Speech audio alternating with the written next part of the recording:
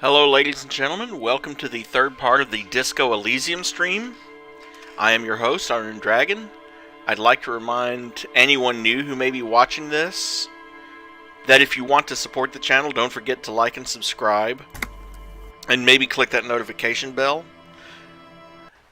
So, when last we left off, we were down here with these two guys, looking at them playing a game of pétanque. I have really outdone myself. This is divine. Yes, that's what you need, Gaston. More padding on that fat ass of yours. I hope your heart gives out. René, it's a little pleasures. Life doesn't need to be a struggle. Hey Mary, glad you could make it to this one. Glad you're out of the hospital too. Hello, officer. How might I be of assistance on this fine day? Oh, sweet Jenny. She was the finest woman in all of Revachol. Maybe the entire world. Do not defile her memory, Gaston. Let her rest in peace. Hello, Ruger. So, you both know her. We knew her, all right. Lived on the same street our entire lives, just 2 houses apart. The 3 of us have been best friends since we were 4. She was René's first girl back when the prick was 16. They were courting till he decided he'd rather die for some great ideal than just be happy. And then you stole her from me. Easy, fellows. No need for this to get ugly. Oh, officer. It already got ugly nearly 80 years ago when the 3 of us were just learning to walk and talk. You stole her from me. René repeats, trying to steady his breathing and still clutching his chest. Well, technically, you stole her from me, because we'd been pretty close ever since you two had that falling out over the ink you spilled over her pretty yellow dress. We were just boys then. This was different. You... The tall veteran looks at you and nods. No point starting this all over again. For the 1000th and the first time. Especially when we have company. Officer. That sounds painful, Mary. She died of pneumonia 2 winters ago. It was a quiet passage. Peaceful. He smiles faintly. René and I were both by her bedside when she... She pauses, searching for the right word. Died. No use sugarcoating it. Won't bring her back. Will it now? Departed. Until the very end she couldn't decide between us. The most indecisive woman I've ever met. Well, I mean... claws. Murder mittens. A quick grimace of pain passes over René's features, but he immediately regains control. His face now a dispassionate mask again.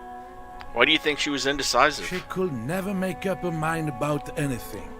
What to have for breakfast, favorite color, or which one of us to marry. The look in his eyes is happy and distant. She was always leaving one of us for the other, but never long enough to actually get married. That's a bit odd. Heck, technically, we're both still engaged to her. You always confused her. Couldn't let us be happy. Seduced her with your fancy words and pastries. He suddenly remembers you are still there, falls silent, and turns away. Thanks for sharing. Of course, officer. Memories are all we have left. Tell me, what do you know about the dead man? Let me think. I heard someone was hanged and left on a tree for a week. But that's all I know, really. After what I've seen, after what you showed me of that, cat tree? Yeah. Really? You know absolutely nothing? No, officers. I'm sorry. And I really would like to assist. You are both good guys. I can see that. Then help them, you wimp. You have plenty of shoulder with the ghost caviar in the Union. Someone must know something. I wish I could, but I just don't know anything. I always keep my nose clean and don't gossip. Everyone knows and respects that. Respect? The old carabiner can't believe what he's hearing. Sounds a bit like you're holding back. I'm not even anyone. Of course he's holding back. His mouth is so full of union prick he can't even speak properly. Can I at least finish my fucking sentence before you piss on it? Is that okay, René? I'm not anyone important in the Union. I just know Evrard. How do you know Everard? Everyone in Martinez knows the Clare brothers. I taught these boys human studies and history in the gymnasium. What do you know about history? You never witnessed history. Only heard about it years later, when it had already moved on. You don't know history. The old soldier mumbles something under his breath and turns to face the sea. The blind leading the blind doesn't even begin to describe it, is what he said. Let's try not to get caught in a crossfire. Are you a Union member? Oh, in many ways, yes. Like an honorary member. I attend meetings and parties, help with little things. Evrard, Edgar, and the older debarders all know me. So you're not an actual member? Not in the technical sense. I don't have a vote or a membership card, but Evrard keeps me on the payroll, just for the little things. Of course he's not a member. He's not a member of anything. I knew that. He's a Weservein. Turns to where the wind blows and tries to look important. I hate the socialist rabble, but even siding with them is better than living your entire life on the fence. Never committing to anything. Pick a damn side already. What are the little things you do for Everard? Writing work mostly. Occasionally, he needs something written, and I happen to have a way with words, people say. What kind of things do you write for him? Oh, nothing official, I assure you. Just essays for the newspapers. About Martinez and how things are and how they could be. Evrard and I have these long talks where... Well, he tells his little pen man exactly what to say. It's commie propaganda, plain and simple. You should be ashamed of yourself. No, thank you. For being consummate professionals. You'll have this case wrapped up in no time. What are the rules of the game? Oh, the goal is to throw your bull. As close to the cochonnet as you can. That's the cochonnet. He points to a small wooden ball in the middle of the crater. Interesting. Tell me more about it. Well, first, you draw a circle about a half a meter in diameter. We made ours out of rope. Then, the order of play is determined by a coin toss. You win it. You get to throw the cochonnet. Then, the players aim to throw their bulls as close to the cochonnet as possible. They must stay in the circle and keep both feet planted. Is there anything else you can tell me about Petanque? I could, but I'd rather not. I don't want to take up your time with trivial details, officer. Is he denying you information when you clearly requested it? That's it. We're blowing the lid off this man jar. You need to know things. And now you're talking to Half-Light, the skill.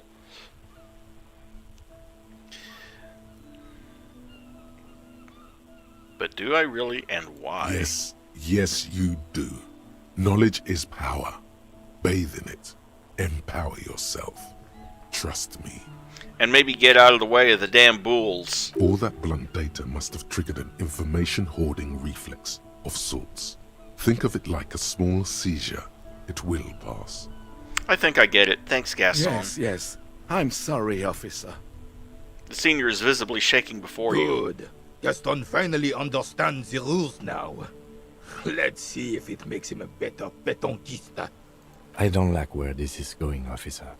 Don't you think we should do something else now? Sure, we got a case to solve.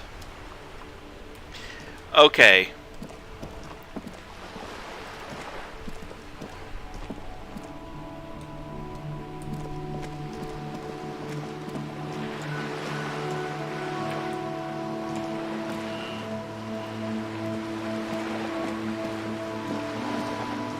This coin-operated viewer is facing southwest. Its coin slot is full of fossilized bubblegum, rendering the machine permanently inaccessible. Probably Vandalism. some kids. A simple but clever solution to ruin in a coin-operated viewer. It took ingenuity. A thick layer of graffito covers the lenses. You spell out the word Onuk written on the other side, with N and C scribbled backwards. Under the graffito, a sea of blues and greys appear. Behind the water lies a coast studded with concrete and reeds. On it, a church on stilts, lanky weather-worn wooden planks, an X-shaped cross topping its tower. Around the large wooden building you see chunks of sea ice gathered on the beach, and a small tent set up on the ice. Poor little The viewer. metal feels cold and wet under your palm. It looks unhygienic.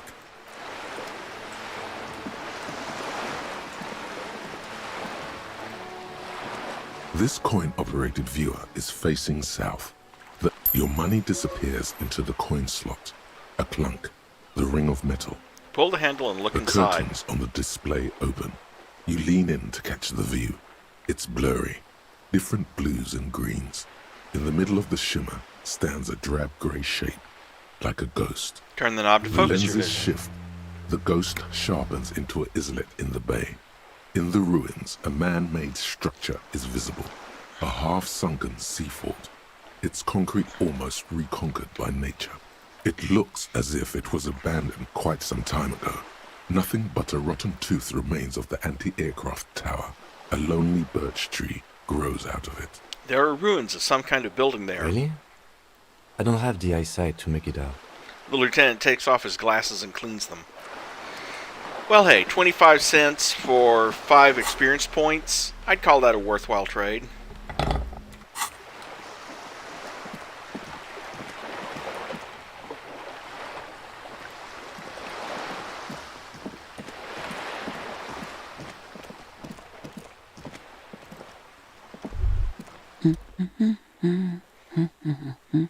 A good one?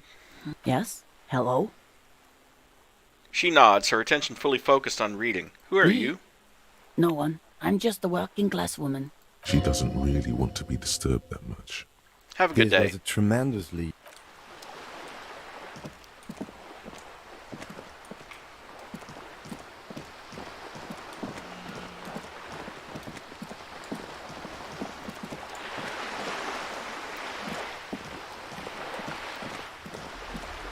Might as well, while we're around here, see about doing that quest for Evrart.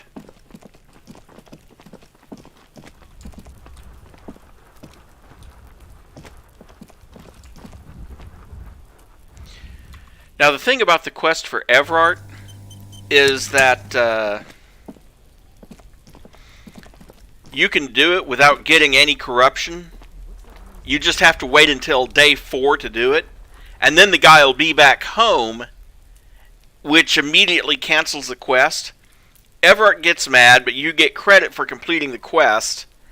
And you don't get any XP for it. But you don't get any corruption for it. This must be it. The basement door is weather-worn. The copper nails holding the upholstery in place have turned green from sea air, and there's a knocker shaped like a lion's head. However, you do have to do it if you want to get your gun back. The royal lion, Guillaume's kitten. This knocker will last a lifetime and then some. The leather upholstery is worn and rough against your jaw. You don't hear any movement. In fact, it's oddly silent in the yard around you. No birds chirp. You knock silently. The upholstery muffles the sound. No response comes from the apartment. I guess no one is in. The lieutenant looks uncomfortable. You try to be as silent as you can. It takes a bit of rattling of the handle to loosen the bolt. Finally, the door unlocks with a small clack. Thoughts race through your head. Good job. Let's go now. I'm sure there's nothing else to do than to leave and tell Everard. No conceivable reason for you to intrude on the premises. As you hold the open door, you can feel the air moving. A little draft. A whistle. Okay, because I'm curious.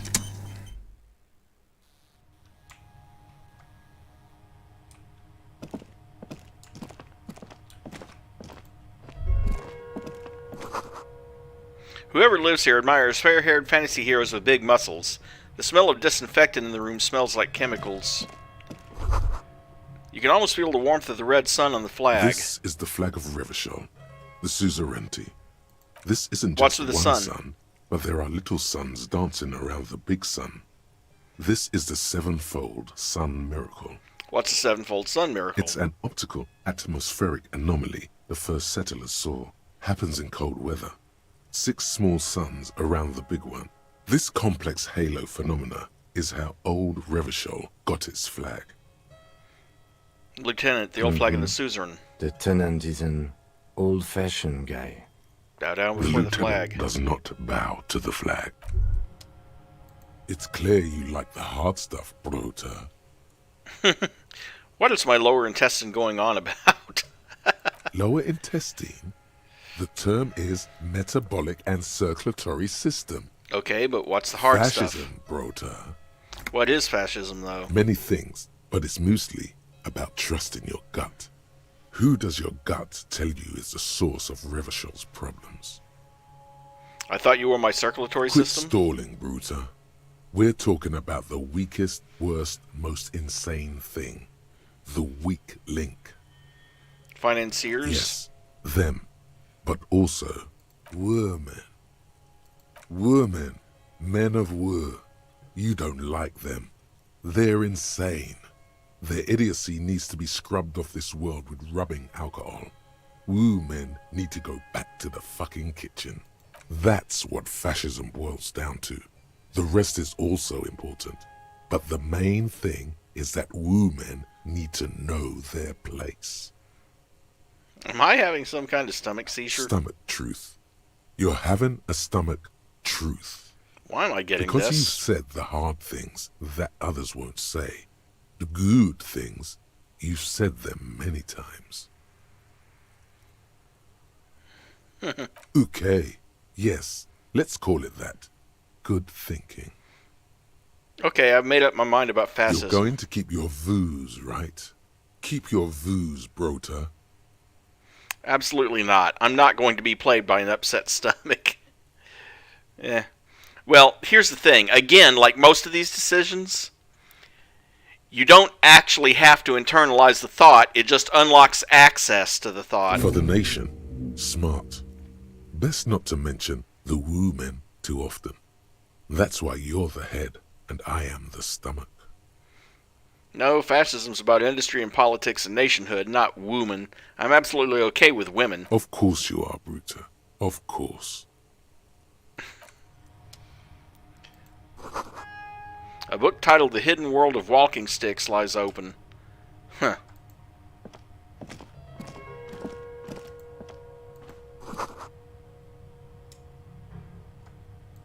A small suitcase full of clothes. Guests are staying over.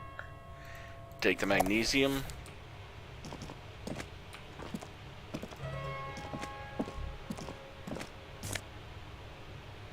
Take the inter-isolary dress shirt. A row of mugs sits on the shelf. Each one depicts a human figure.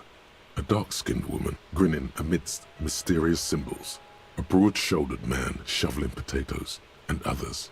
Tap A on the little ring. mugs. Though cheerful, the images on the ceramic make you vaguely uncomfortable. The lieutenant picks up one of the mugs, then puts it back down with a look of disdain. I'm beginning to feel better about breaking into this man's apartment. Whip out your yellow man mug and Yes, compare. your broken mug friend would feel very much at home here. The same humor, the same mocking lines. There's the missing tin soldier. Whoever lives here might have used the Whirling's container to dump his trash. And now they've drawn the ire of the Union. The plot thickens, as they say. An interesting little clue. Let's see where this goes.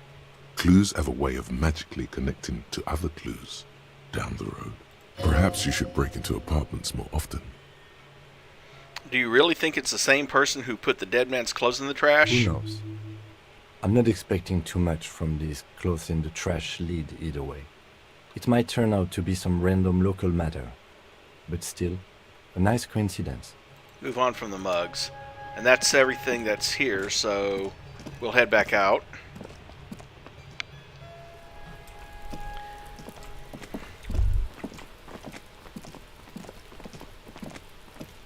The spread pattern of these bullet holes makes your chest ache. Your breath grows heavier. Examine You closer. peer into the faded marks in the stone. They peer back like an endless row of tiny black holes. Sweat starts trickling down your brow. Your chest feels tight looking at them. It's closing in, caving in, ever tighter. Your breathing grows even heavier. You okay there? The lieutenant's sudden voice cuts like a blade, bringing you out of the stupor. Yeah, I'm You were fine. looking pale there for a second. What are you looking at? What's with all these bullet holes? I've seen a lot of them around. Remnants from the revolution. These are over half a century old. So no crime has happened here? Perhaps a crime of a sort ages ago. But no, these do not warrant an investigation. Okay, but what can you tell me about the Not revolution? much. I don't have a fresh perspective on it. Should we go? Yep, we should.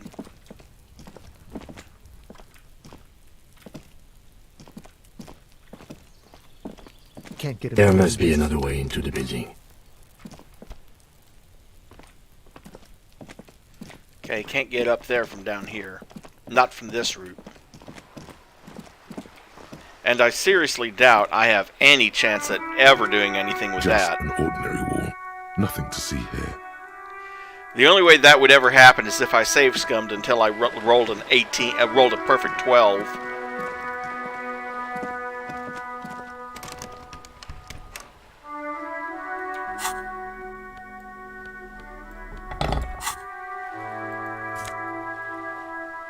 Take the signal blue naval coat. Hey! Yes, we hear you.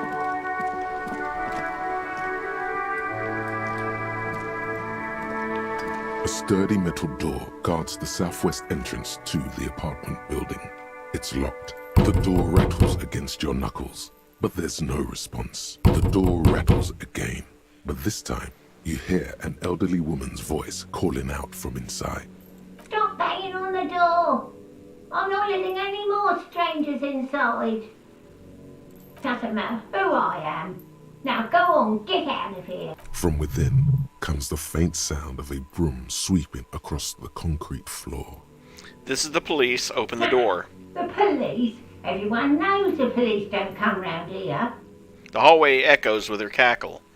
But I'm not joking. No, I already told you. I won't be responsible for any more strangers getting into the building. Go check the backyard door. Maybe someone there will. She trails off, leaving the sentence Backyard unfinished. door. There must be another entrance to the east. Madame, I assure you, we are real police officers. The lieutenant repeats dutifully. There is no reply. Just So she won't let us in. Huh.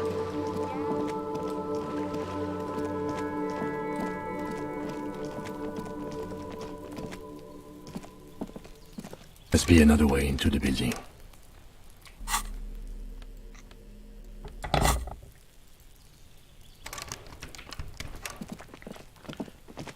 Okay, I think I can talk to that girl from down here. The one that keeps trying to get our attention.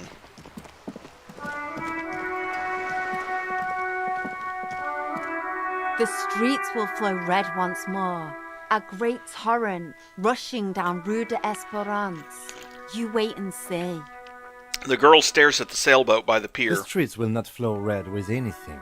Who are you? I'm Cindy the fucking Skull. What else do you want to know?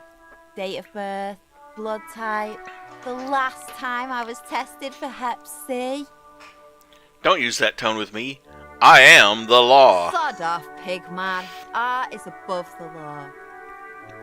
You keep looking off to the side. What are you looking The at? lieutenant is desperately searching for another handkerchief. She turns her head to face the coast and nods disdainfully towards Joyce performing maintenance on her boat. Hatred, disgust. It's difficult to tell which of the two is more present in her girlish features. The woman on the boat does not notice her staring. That is on her. Someone's got to keep an eye on her.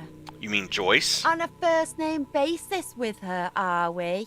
Piggy's moving up in the world. Hold on. What's those It's on? where they grow whores like her. And they're whoremen. Why all the negativity? Have you got a crush on her? Aching for an opportunity to defend her honor.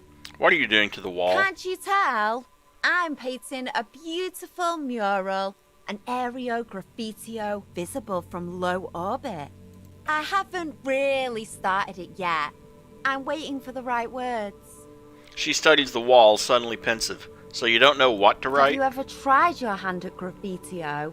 When faced with a blank wall, most people write unimaginative stuff, like pigs go home and Mona was here. God was dead. Fred. Fred is dead. God. We rarely see pigs round here, though. Just union cats. And my name's not Mona, so... Why are you so committed to defacing this building? place is severely lacking in havoc. Not even the occasional trash can fire to break up the tedium. I thought I'd mix it up, you know. Summon the forces of crime and social chaos with a wall-sized invitation. I have an opinion on this. Want to hear it? Yeah? I love public art. Don't mind us. Keep doing what you're doing. Thanks. I'm sure the inspiration will come to me now that I have an official RCM stamp of approval. Do you know anything about the recent murder? I ain't no snitch, pigstein. Go forth and forage in someone else's shit. No shortage of squealers in these parts.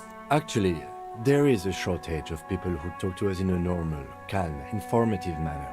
We weren't put on this earth to make your life pleasant, fucko. Catch you later, Cindy. Watch your back, ungulate. You've got eyes on you. Yes, and hopefully they're in the front of my skull.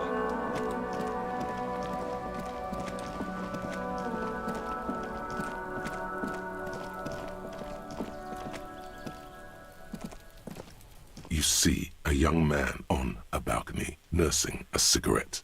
His eyes have been following you for a while. Not looking for any trouble, officer. No trouble from me. I just want to know what's going on here. I don't want to be seen talking to the gendarmerie if that's okay. I just want to finish my cigarette. It's the god of cigarettes and youth. Ask him if he's got anything to spare. Don't let him go. This could be your witness. The balcony has a great view of the whole thing. Hold on. Can I at least have a cigarette? Apologies, but this is my last one. He takes another drag and The god shivers. himself has denied you absolution. Absolution? I don't know that brand, but I'm pretty sure you can get Astras at the Frit. Can't you just, toss that one down? I'm not sure that's a good idea. You're right. That was obviously a bad idea. Forget I said As you anything. wish. Actually, the gendarmerie really needs Is to it talk to really you. that important? He asks you, adjusting his shirt. Like a nervous cat, he keeps stealing looks at the neighboring windows. All right, but make it quick. Once I finish this cigarette, I have to run. Looks like you've got a good view of the Whirling's backyard. Can you tell me anything about the hanging? I can tell that you finally got him down. Thank you. It was quite a disturbing sight, even by Martinet's standards. What were you doing last Sunday? Oh. You already asked me that, didn't you?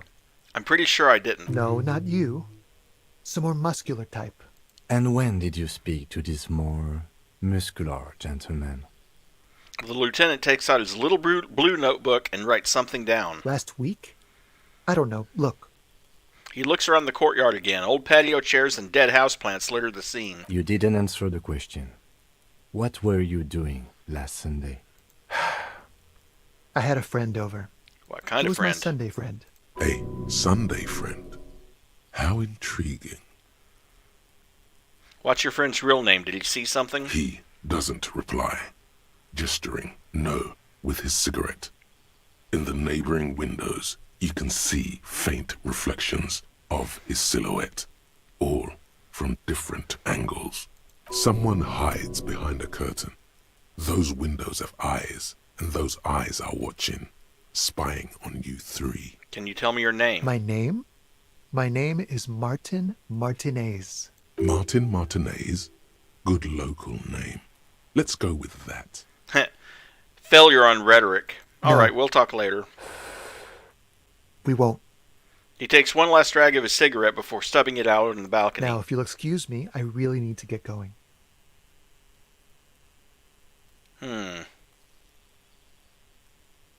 Well, I'll give it a try. The worst that happens is he's gonna go.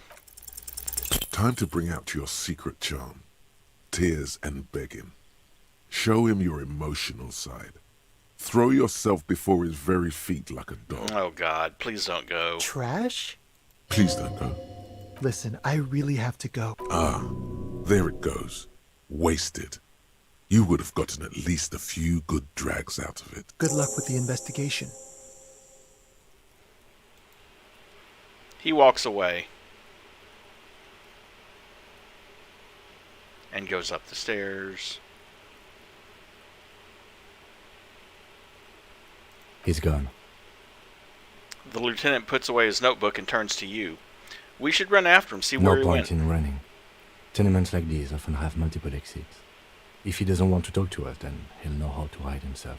You're right. He probably didn't have anything important to say He anyway. could be a witness. Him or his Sunday friend. Either way, we need to look into that muscular type who's asking about our case. There has to be a way of getting inside the building. Let's go check out the door near the pier again. Once we found a way in, we can ask around for his apartment. Great, let's do that. There must be another way into the building. That door still is locked. Let's see if there's anything else. Well, I don't want to waste my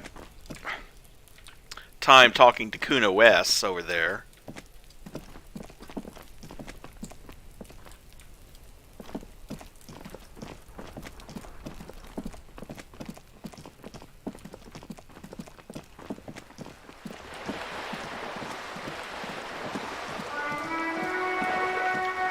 And I'll go check the other door in the building in a minute.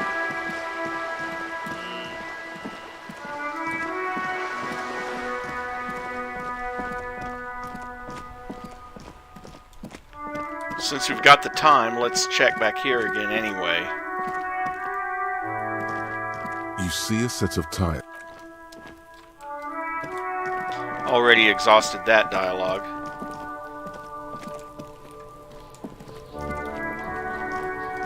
Let's see.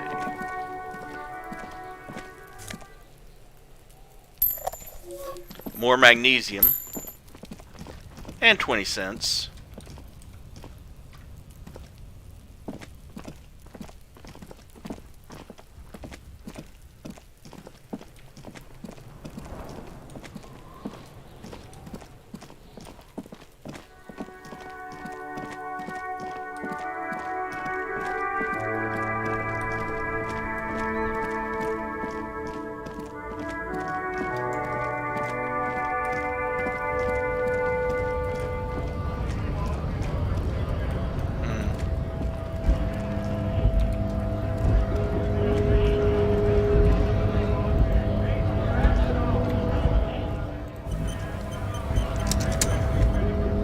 Went native on the chief, huh?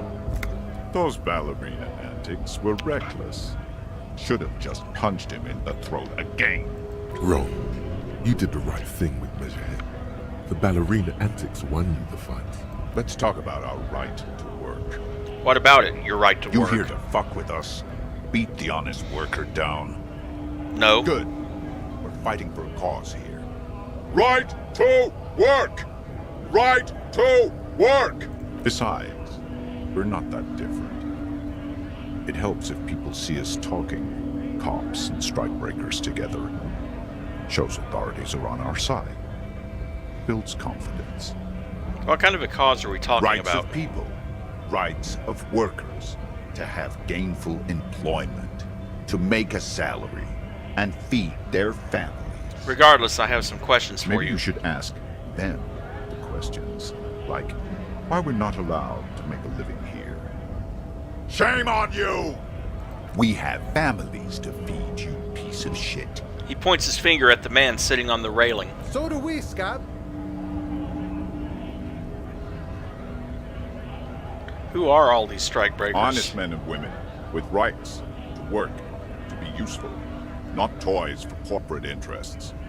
The man runs a hand through his steadily graying military haircut. We came here to help the harbor run smoothly in time of crisis. If Union fucks don't want work, they ought to let in those who do want work. I have a question. Why do all these men follow your leadership? You think they follow because I'm big and loud? No. They follow the rules of the market, the rules of the economy, because they were given a job to do! What exactly is your goal We here? were promised work. We'd be in there, working, if the bastards hadn't shut the gates. And you're unable to breach the Main entrance? gate's locked. Would take heavy ordnance to bust it open. Could try to get in through the secretary's office. Door's locked. The guard's blocking the way to the access panel.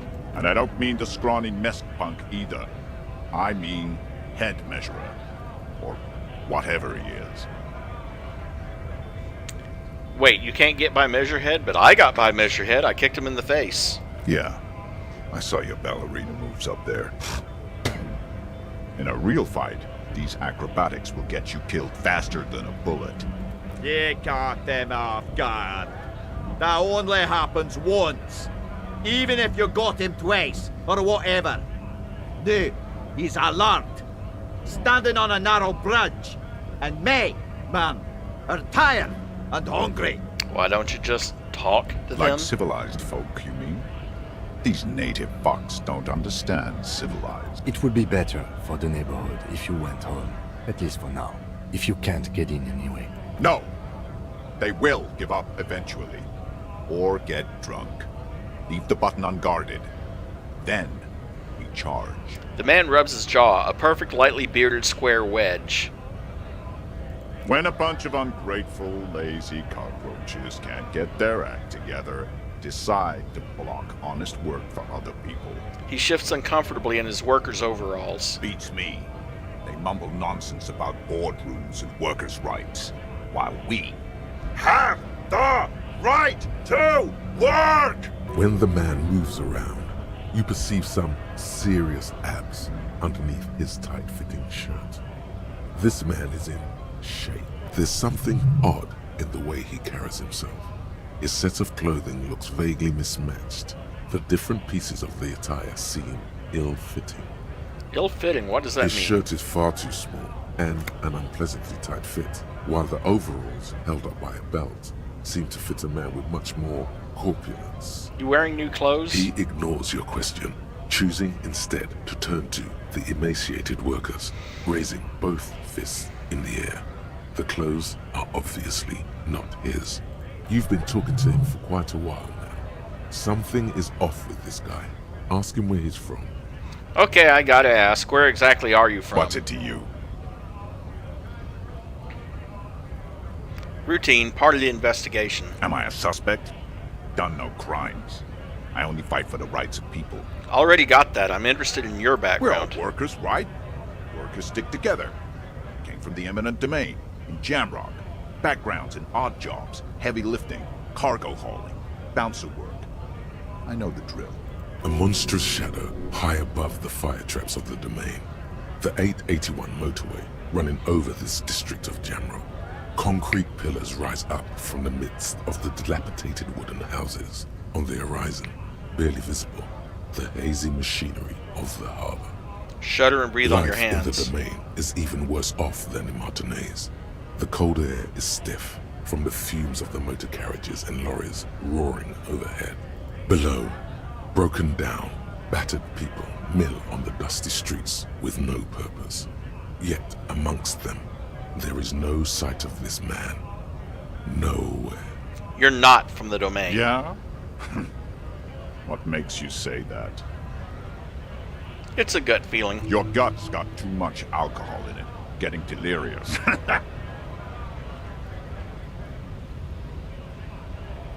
What's it to you? Am I a suspect?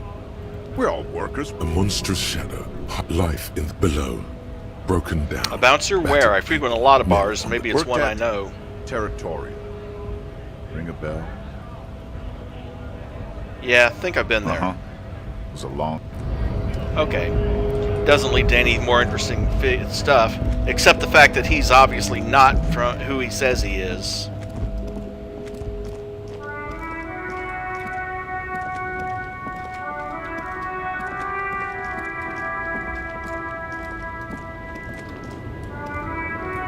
And let's see, she doesn't want to be disturbed. I remember that from the last conversation. Ruins full of snow. No one lives here anymore.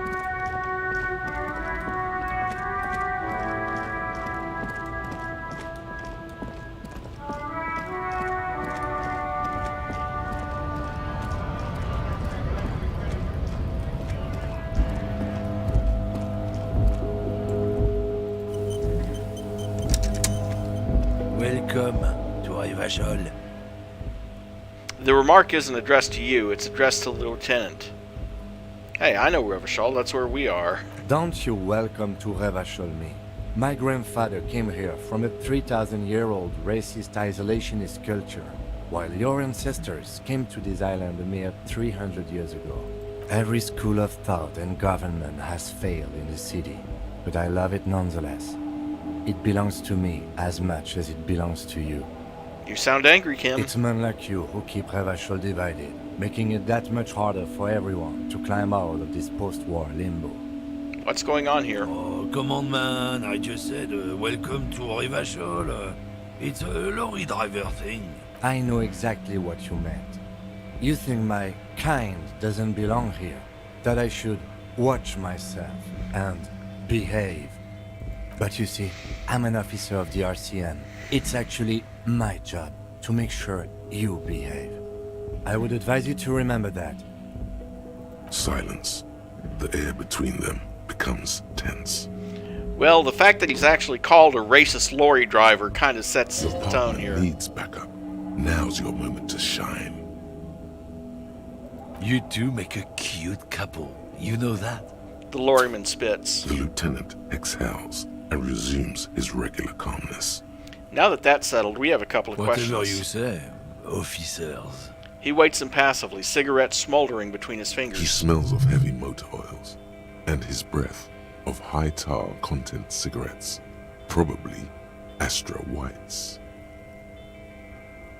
I found this mug in the trash. Yours? Oh man, that's great. Look at that guy go. Haven't seen anything that funny in a while. Is it yours? God damn. Thanks for that, but no, it's not mine. Well, hey, another skill point. What are you hauling? Oh, not much anymore. I'm here to pick up some cargo, but the dock workers are on strike, so it's a sit and wait on your ass situation. What kind of cargo are you supposed to... Wait, how long has this been going on? The strike? Oh, they've been at it for a while. A month. 2 months, maybe. But this here is just the last week or so. What kind of cargo are you supposed to pick Apples. up? Apples? Yeah, apples. He's given you the runaround. Let's be honest, you were bested. What was that argument all about? It's about biological determinism, natural law, the sorting of the races. He spits on the ground. Not the most popular topic nowadays, with a coalition in charge and all. You might want to change the topic. That is, bury your head under the sand like common sheep. Change the topic. The way he says it makes it almost sound like a threat. Oh, so you're just a racist. Makes sense. I'm not just racist. Look, I've read books. Huh? The science of racial theory has all been proved, even if some people don't want to accept it. People who've studied these things say that you and me are superior by design. So, naturally, we Occidentals should be in charge. Obviously, you can see the merits in that. Yes, I can really tell you're a prime example of superior Open design. your eyes. Haven't you noticed something different lately? An unfortunate downturn, maybe? Huh? When members of the superior race cease to believe in their innate superiority, They stop competing for resources. Okay, and? This concerns you, policeman, so you better be vigilant. The damn kips are showing up good lately. Same with the mosquitoes. And the other intruder species too. They're on the precipice of cultural victory. Oh wait, what's this cultural victory? It's what the kips of Boogie Street are going for, right under our noses. And the others too, on the radio. Heard any chansons lately? Heard any motetos or leader? No. Dominating culture is how they plan to win. They say so themselves. It's true. Also, you need to realize the dangers of mixing races. Who knows what might happen if people don't stay in their birthplace? You might end up with a new sub-race, with unknown characteristics, leading to extra competition. That's why you've got to control the offspring. Yeah, I'm not down with this. Why don't you go F yourself? Don't push your luck, runt. The man gives you a disgusted look, then turns his attention elsewhere, ignoring your presence. Hey, I got 5 XP out of it. And an extra skill point.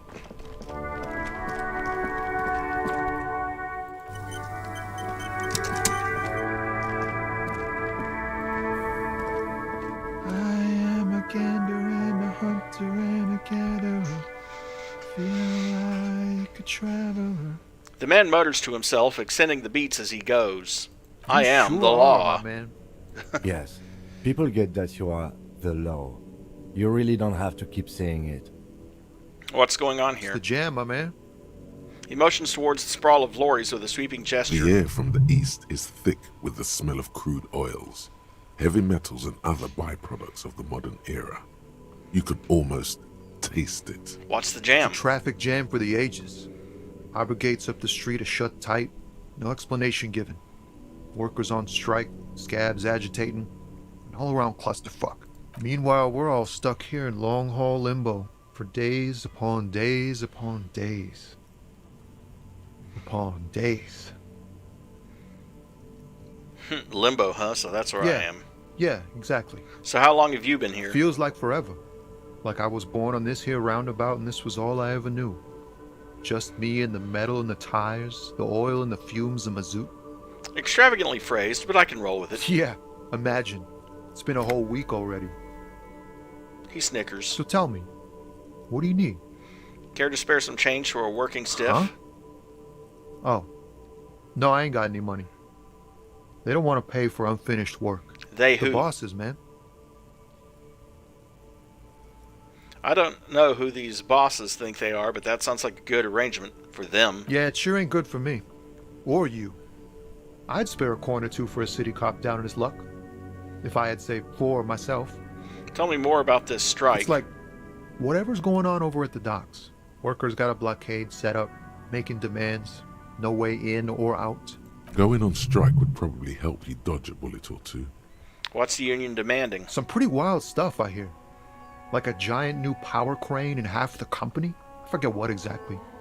Good on them, I guess. I've heard talk there's a company rep in town, too. Like, a strike negotiator type. They'd know what's up. Precise demands and so on. What do you think the company wants? They want to keep that money flowing in, my man. Ka-ching. Maybe I should go on strike. Maybe you should. Cops don't get paid much and the hours are long. Plus, you can get shot. Why not? The RCM is a self-managing organization that operates on donations. We promote our own leaders. It would be like striking against your own mother. I guess you got a point there. Yes, but do continue. You were asking about the strike? Anything else I should know? Anything else? Yeah, this ain't really my area of expertise. I just do my job and get paid. I have things to do and places to be. All of us do. All of us who? lorry drivers. Camionneurs. You still hang around here waiting for this mess to end. Most have scurried off somewhere to get drunk or high. Or laid. Not that I blame them, really. Not you? Not my thing. Chasing transient pleasures is a drag these days. I prefer the examined life now. Thinking, reflecting, observing. He glances down the road toward the horizon, a glint of something in his eyes. What's better than chasing transient pleasures? The more transient, the better. When one's ended, you can get onto the next one. He tries his best to look nonchalant, but there's a rigidity in him, as if trying to conceal something warm and deep beneath a cool exterior.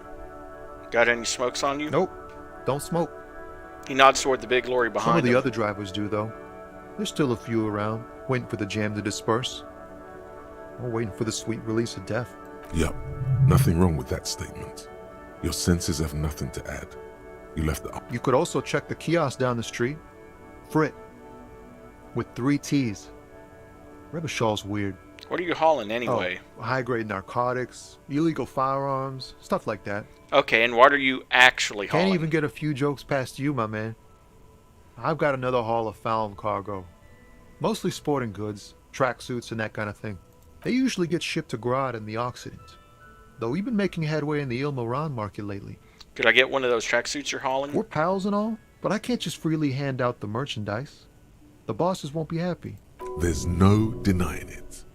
Your body needs to feel the touch of some good performance wear. That's your machine behind you? This rockin' beauty. Sure is. Like a rash you can't get rid of. You interested in heavy-duty cargo machinery? Yeah, these lorries are pretty neat. Neat. For carrying large quantities of cargo a long distance. These found tracksuits need to find their way to the kids way out in Wamrau and Loran Bird somehow. So nothing illegal then? Not unless they've illegalized sports equipment while I was on the road. Right, I had another question. The man taps his fingers rhythmically against his arm. I'm good for now. Good talk. Don't be a stranger. Come back later with higher... Hey. Psst. Who, me? Yes, you. Word on the street is you're ready to start building communism again. How come there's word on the You street? keep saying things like, down with the bourgeoisie, eat the rich, sodomize the landowners, impale all people who have more than 25 real in their pocket, literally murder all human beings regardless of their political beliefs. That kind of stuff. I'm pretty sure I haven't said anything like that. Oh yes, the mask of ambivalence. Don't deny it. You're about to rip it off and reveal the monstrous seven-eyed lamb of global communism that would devour and masticate mankind. Everyone can see that. So tell me, do you have any questions before we fire up the big communism builder? Or do we get right down to it? Oh yeah, get the firing squads and the animal wagons ready.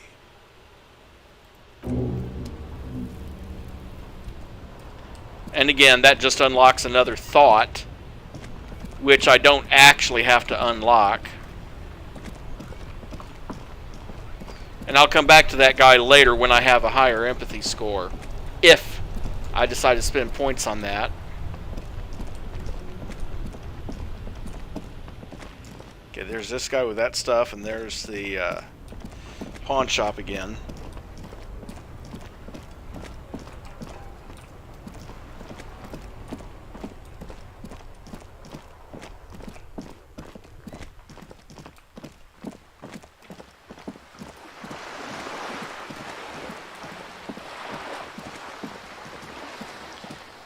Anyway, now that I've exhausted dialogue with those two, at some point in this day, I might as well go back and see Everard again about that building. But right now... A sturdy metal door guards the southwest entrance to the apartment building. It's locked. This could be a way into the apartment building the smoking man vanished into. Hey, are you there? I've checked the backyard but couldn't get in that way. Good. We had enough problems with bums and drunks and thieves loitering in the hallway. You have no business here. Well, before I actually tried to convince her, on the off chance that 28%... This could be a way into the apartment building. You can't think of anything convincing. Time sure enough. Hit that 28%. A sturdy metal... This could be a way into the apartment. You're well versed in the kind of threatening legalese that implies criminal liability, but in fact has no meaning whatsoever. Ma'am, your noncompliance is hindering a police matter. I may be forced to refer you for potential prosecution. I know my rights, and don't you marm me, boy. The voice snaps back. But the sweeping on the other side has stopped. Miss, Would it help if we offer to show you our badges? Hold your horses. You hear the click of a night latch before the lady on the other side gets caught in a coughing I spasm. don't care about your stinking badge. Just come in.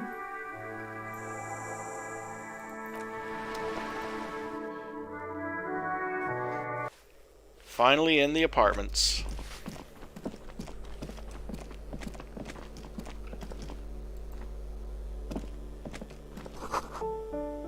Someone has drawn a 5-pointed star on the wall. 38 cents. That isn't just a 5-pointed star. It's an inverted white pentagram cradled in a wreath of antlers. The iconography of communism, in other words. Inspect it The closer. star and antlers was developed in the 6th decade of the last century and quickly adopted by Mazov and the communards during the revolution. Even today, half a century after, the star and antlers retains the ability to evoke hope, disappointment, and fear in equal measure. Why is it upside To down? symbolize the toppling of the old order. Also, some social democrats were already using it. Why white? Because white is the color of peace. What does it evoke in me? Gone is the glory of hope. Only the scribblings of impoverished students remain in dirty hallways.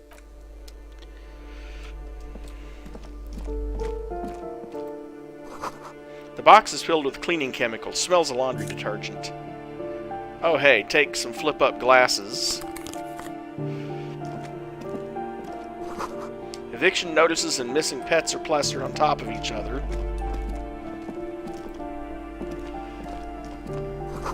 An old shoe rack, boots, sneakers, and old slippers. A loud rumbling snore comes from within. The snoring is scary somehow. You should leave.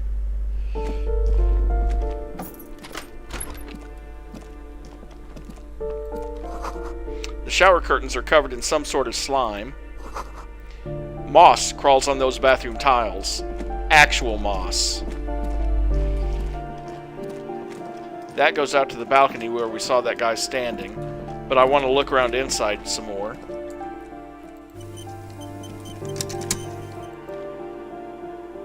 This door has been closed with a padlock. A chalk-drawn number on the board says number 11. Examine it's the a padlock. solid lump of metal, but the shackle is deeply corroded. A solid pair of chain cutters would make short work of it. Better whip out those cutters. You won't get very far otherwise.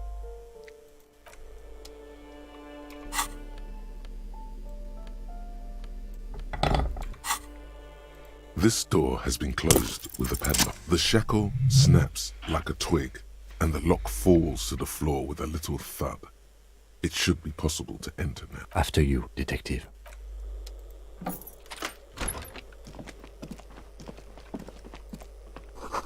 A flamboyant poster of a white star, real lithography. Photos of revolutionaries posing with guns. Books of critical theory on the monstrosities of capital and such. A plaster cast bust depicts a middle-aged man with impressive sideburns. The name on the plinth reads Kraz Mazov. Why does this tenant have a bust of Krasmazov in their The bedroom? white star, the photos on the wall. I think we have broken into the apartment of a young communard. How fitting. Who is this He's known as Krasmazov? the father of scientific communism, also known as Mazovianism. His theories about economic history greatly influenced, some would even say sparked, the anti-centennial revolution. Whoever lives here needs to learn how the economy actually I works. suspect that's exactly what they are trying to do. There aren't many communists around, not after the revolution. Some youth still keep the ideology going, it seems. Krasmazov was a sexual deviant, a zoophile The probably. lieutenant raises a brow. That's right. Thank you for sharing this wonderful opinion on human sexuality. There aren't many communists around, not after the revolution. Some youth still keep the ideology going, it seems. Father Mazov, the hero of the Whoever working lives class. here, there aren't many communists. I'm not going to get anything from him except that.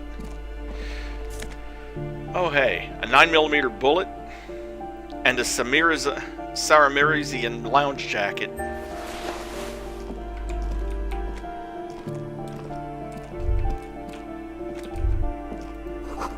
Revolutionaries love to pose with their guns. Great thinking. You hear someone walking around inside. 629. Door number 9 is locked.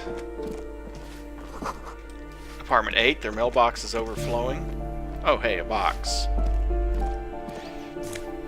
25 cents.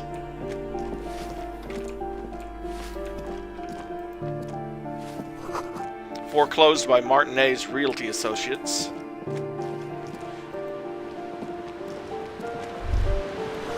The sea below looks cold and winter shift gray. in temperature.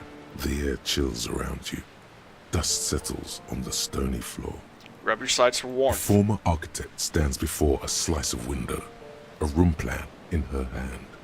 A cold wave has made the air in the building stand still and frozen, with temperatures falling down to minus 20 degrees Celsius. That's cold.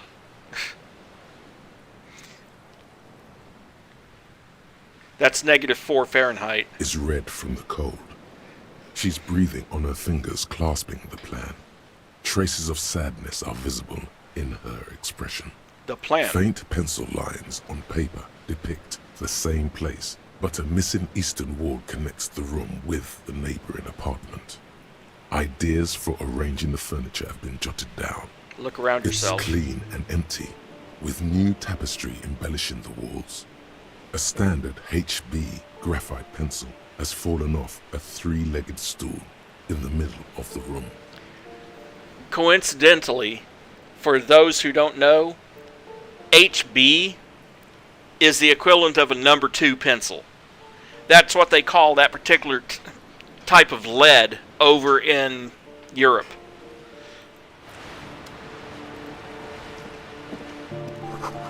Someone has torn down the wall. Oh, so there's a big old hole there. An old grocery list on the table, and checks. Check the fridge. Get some Nosafed and 20 more cents.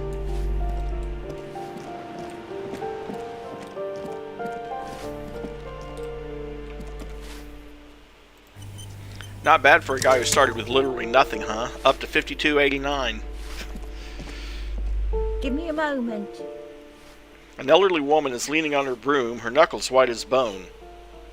She seems to be having difficulty breathing. The cold never does any good for my bronchitis. She sneezes into a dirty handkerchief. This woman's health is failing her. There's not much to do. Not in this damp. Are you alright? Should I call a doctor? I'm fine. Fine. Don't you worry about me. She starts coughing, red spots appearing on her Now, cheeks. what do you want from me, policeman? I'm looking for Martin Martinez. Oh, you'll find plenty of Martins here. Don't you worry. She smells a gap-toothed smile when she hears you mention the name. What do you mean? I wasn't joking. Pea-brain. Someone played a trick on you. Martin Martinez is a name for anyone who comes from Martinez, like Tim Jamrock or Raoul Ravachol. Oops. You really didn't get the joke there. I thought it was obvious. Anyway, officer, we don't have the witness's name. How about a young male in his mid-20s, dark hair, skinny build, smoker on the balcony? Yes, yes. I know who you mean. The scrawny boy who's always smoking like the devil, right? She looks at the other end of the hallway. Somewhere in the building, a child starts crying.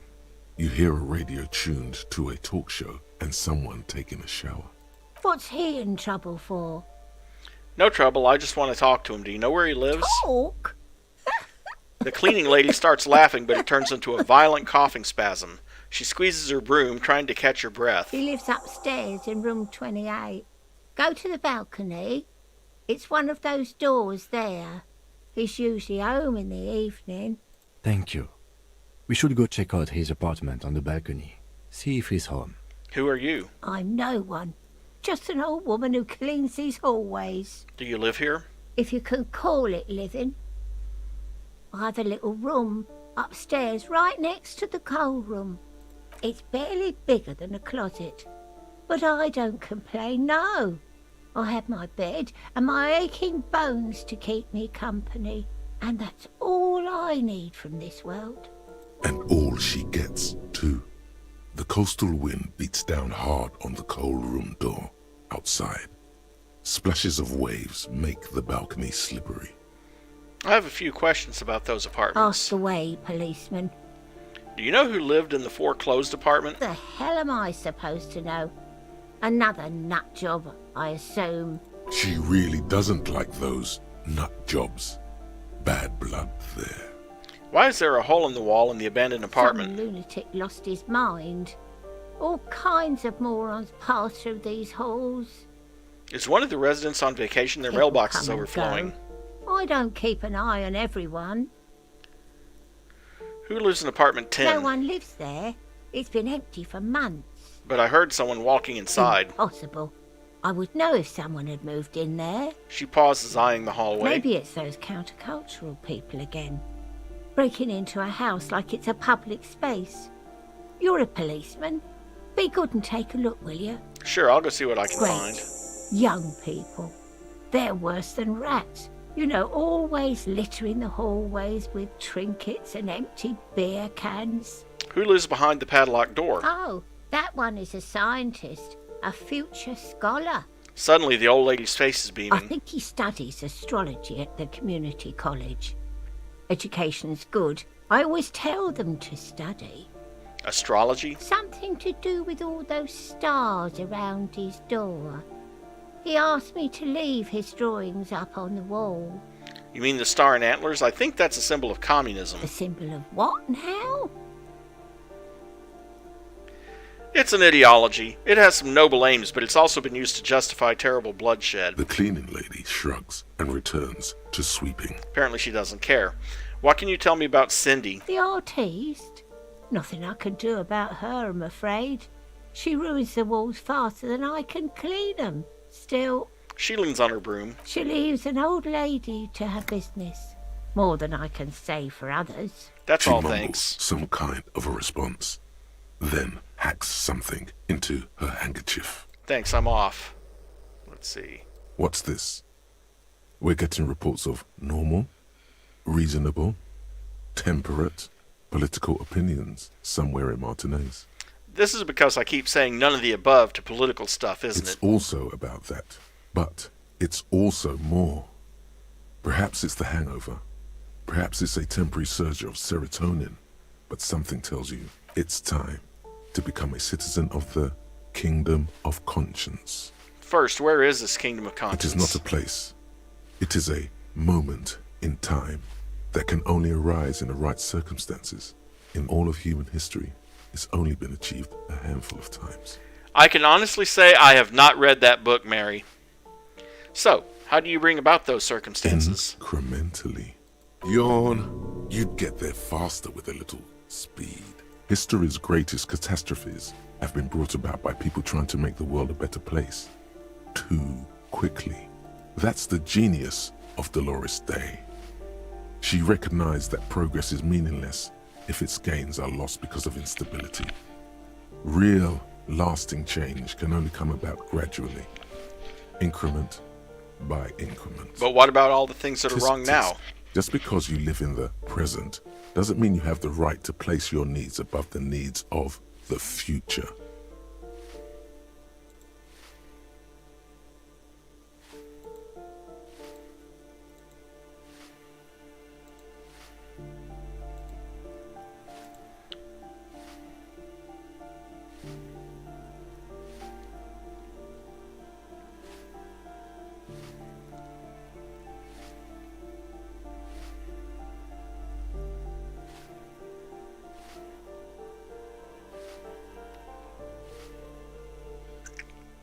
You may never live to see the kingdom of conscience.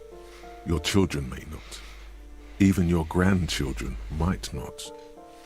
But that's no excuse not to keep working. What sang-froid? What a fucking joke. Wait, is Kingdom of Conscience really about doing things or just preserving the Do you status believe quo? the status quo is preferable to chaos and bloodshed? Well, yes. There you have it. Sometimes holding the line is progress. The kingdom, partly because humanity will need to discard many of the categories that define and limit it today. The kingdom of conscience is post-capitalist, post-national. It's also post-industrial, post-ideological, and even post-sexual. Sounds incredible. Let's go there right now. Slow down, Mr. Reasonable. Did you miss the part about compromising and taking things slow? Oh, right. Then let's get there eventually. That's right. Remember, real democracy is just around the corner for Revachol. When that real democracy kicks in, a long time from now, we are all going to be so much happier. Okay. Well, 4 skill points. Let's take a quick look at some of the new thoughts that we've got. You've got Revacholian Neighborhood, which allows you to, which temporarily gives you -1 composure for 9 hours and 10 minutes of game time until you actually internalize it. What it does is it gives you +2 when you drink alcohol. Yay. Not really worth it because choosing nationalist dialogue options damages your morale. You have Guillaume de Million, which increases your pain threshold by 1 and increases all the psyche learning caps. It's actually worth it. That one is. I just have to buy the slots for it. Rigorous self-critique is -1 to authority for 6 hours, but failing int and psyche checks heals 1 morale. Failing physique and motility red checks heals 1 health, and learning cap for pain threshold is raised to 6. May or may not be worth it. Mazovian socioeconomics reduces visual calculus by 2 until you internalize it. Then afterwards, it's -1 visual calculus, -1 authority, and communist dialogue gives you +4 XP. Not really worth it in my opinion. 4 XP sounds nice, but there's other things that earn you more over time.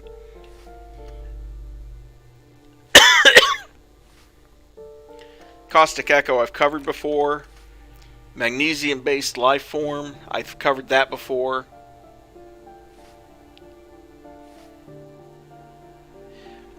But it adds 2 to volition and -1 to logic after it finishes internalizing. Kingdom of Conscience, now that one is actually something that might be worth getting, because it temporarily provides -2 to half-light, but it raises learning cap for volition and logic to 5. Logic being one of my intellect skills. It's kind of important for cops. And moralist options heal 1 morale. So that's something that I might take pretty soon.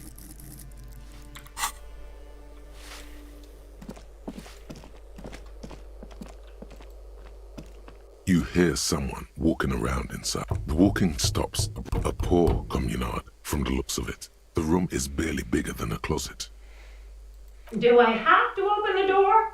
You hear the clacking of heels again as the other side walks right up to the door. Her tone is now getting a defensive edge. Did you have a warrant? I'm not obligated to open the door if you don't have a warrant. Let's go.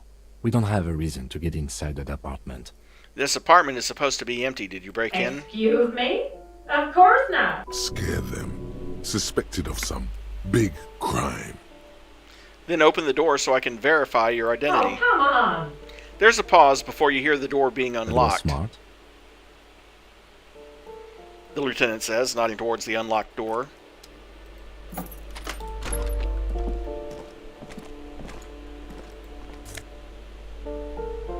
Take those black monk straps. And actually...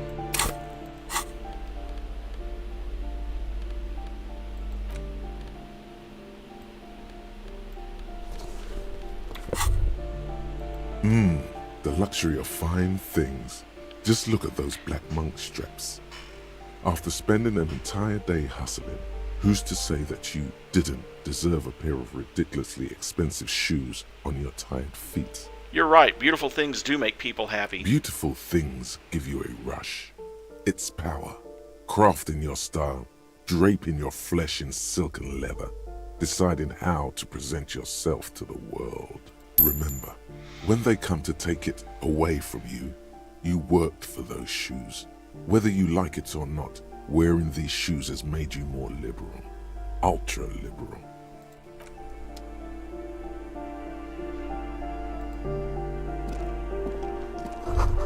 Looks like a fine mattress. Don't be ridiculous, you can hear it swarming with bugs.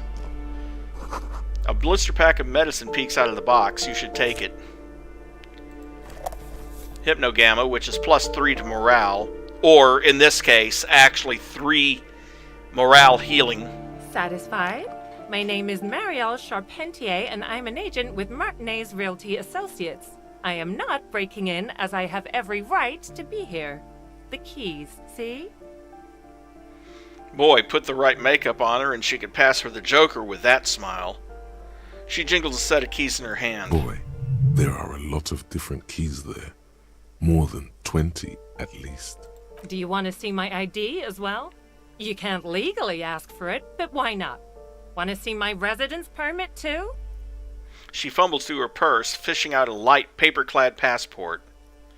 It feels flimsy in hand, with the words Revachol Zone of Control written under a nondescript municipal logo. There's a picture of her with shorter hair inside, along with all her personal details. Everything seems to be in order. Thank you. Do you have any questions? I need to be back in Midtown in an hour. Who lived in the foreclosed apartment down the hallway? That's another huge mess. The former tenant owes us 3 months of rent. 3. We closed the apartment and planned on auctioning off the valuables, but... And again, I have no idea how stupid mistakes like this can even happen. But Ron, when he came to close the door, didn't close the neighboring door.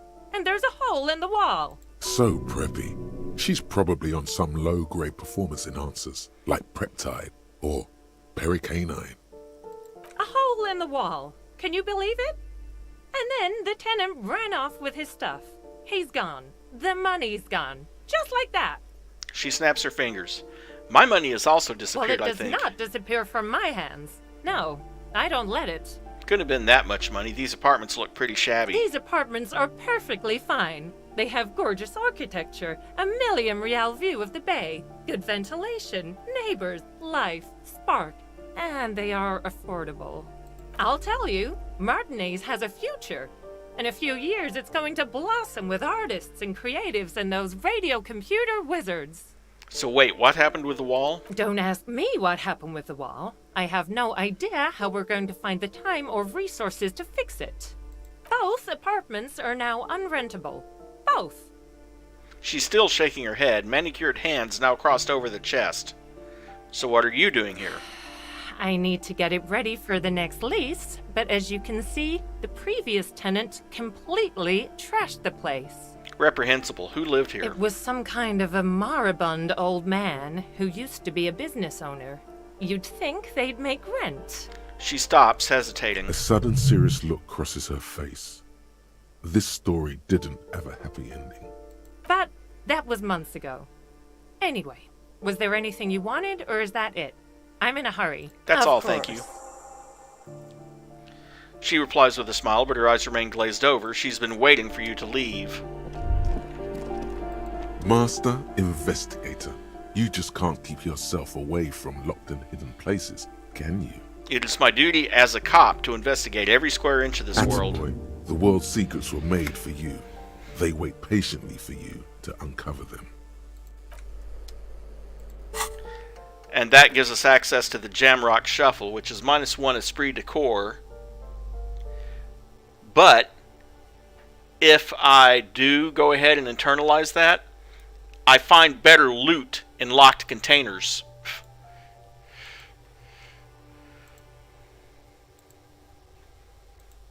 And hello, D-Factor.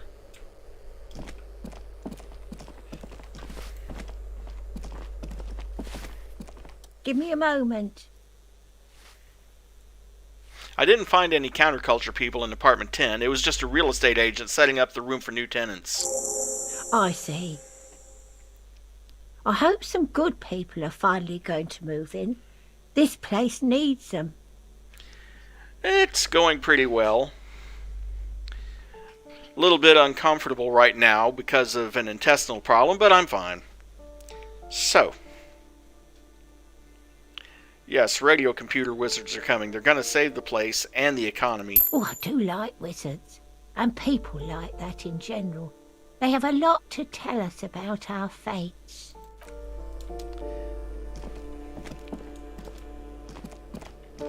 And another real from another ultra-liberal choice.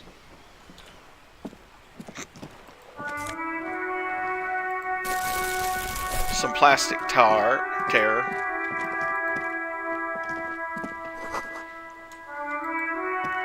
Locked door. 225.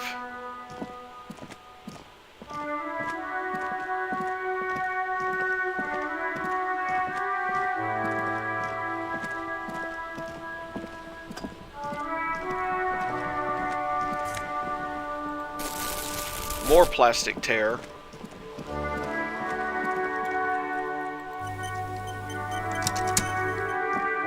Ooh, the piggies have learned how to saunter up staircases. I didn't think you could do that with hooves. But here you are. That's right. We've evolved. Yeah, I can see that.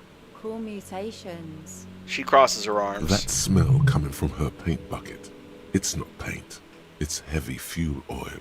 Is that heavy fuel oil? Red-dyed heavy fuel oil, intended for exclusive use in government vehicles, to be precise. He says, studying the contents of Cindy's bucket. What did you think I was using? Aquarels? Sucked it out of a cop's fuel tank myself. Back in Jamrock. Got some clever cultural You commentary. ain't seen nothing yet, piggy boo. Catch you later, Cindy. Oh wait, I've already checked up there.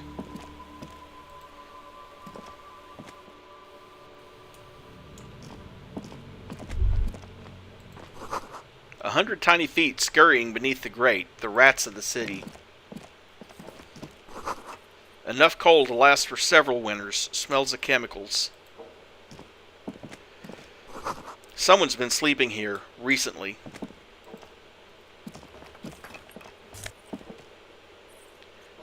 Pour le home laborer jeans. 4.71 real. Wow. He's really getting up there, actually.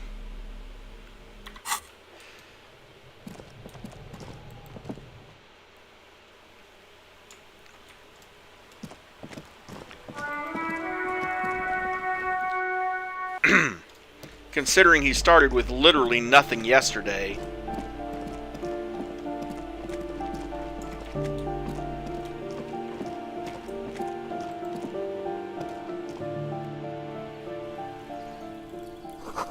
The breaker box is full of cigarette butts and electric wires. Just a door. Nothing for you here right now. Someone's growing rosemary, thyme, and a cactus. This is the door to apartment 29. Complete silence. Whoever lives here isn't home. Door to apartment 30. Voices from within singing along to some dance track. Wow. How did I miss all those bottles sitting right there when I went up there earlier? The curtains shift just a little. Someone's watching from within. Up. Didn't notice that either.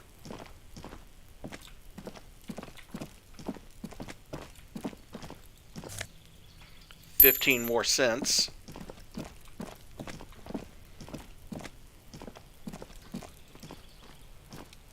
This door is made of metal and appears to be reinforced. Someone here really values their security. Number 28. This is where the cleaning lady said the smoker on the balcony lives. Let's see if anyone's home. Knock on the door. No one answers. Looks like the young man we are looking for isn't home. I think our best chance to catch him is in the evening. He looks around, taking in the cold We spring should air. return tomorrow after we have finished with our day's work. How about 9 p.m.? Sound good? Sounds good. Tomorrow. Tomorrow, 9 p.m., right here. Apartment number 28. Good, let's go. Damn. Turns out it's quite tricky finding someone in a big apartment building. Don't worry. You'll get him. Remember, tomorrow. He's probably gone for today. leave.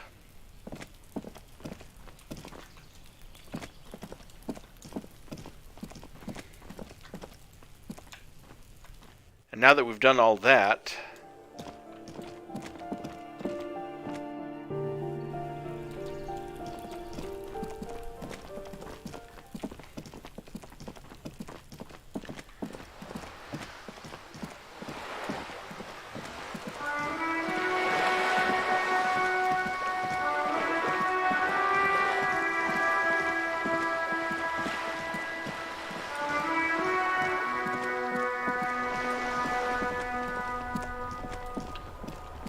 one second here.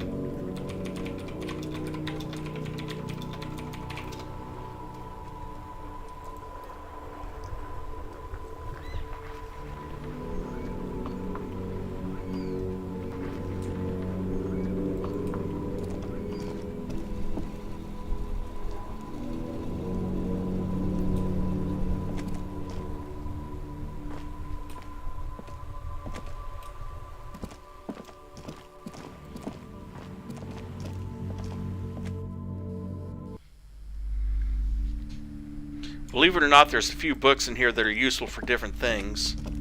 The display rack is brimming with worn paperbacks featuring an extremely muscular, sword-wielding barbarian on the cover. Nearly all the titles contain the word Heimdall. Oh yes, certainly. Another good. It is a bestseller.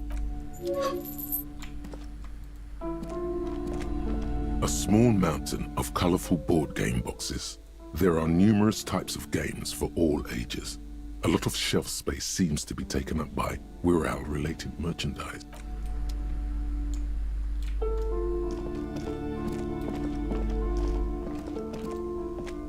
Shelves filled to... Of course. Such violence and immorality.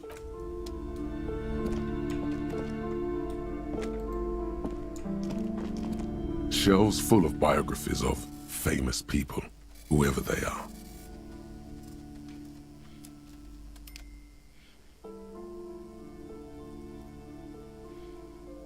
A true cultural touchstone.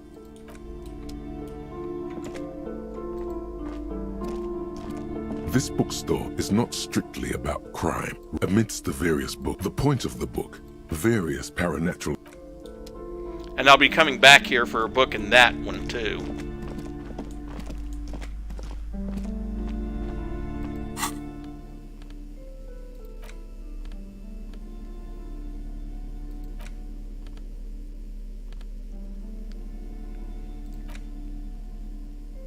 The cover of this tattered paperback features the man from Heimdall standing atop a pile of bloody corpses.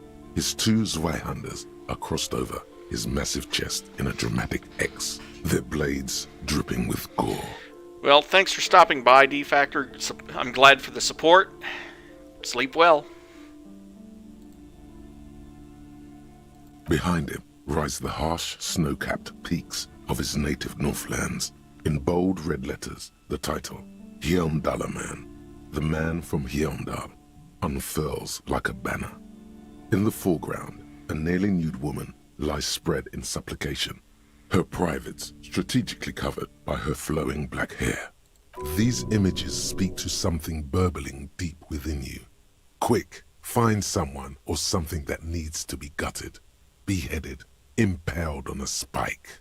The back blurb reads, his latest adventure serves as the perfect introduction to the savage Heimdall saga.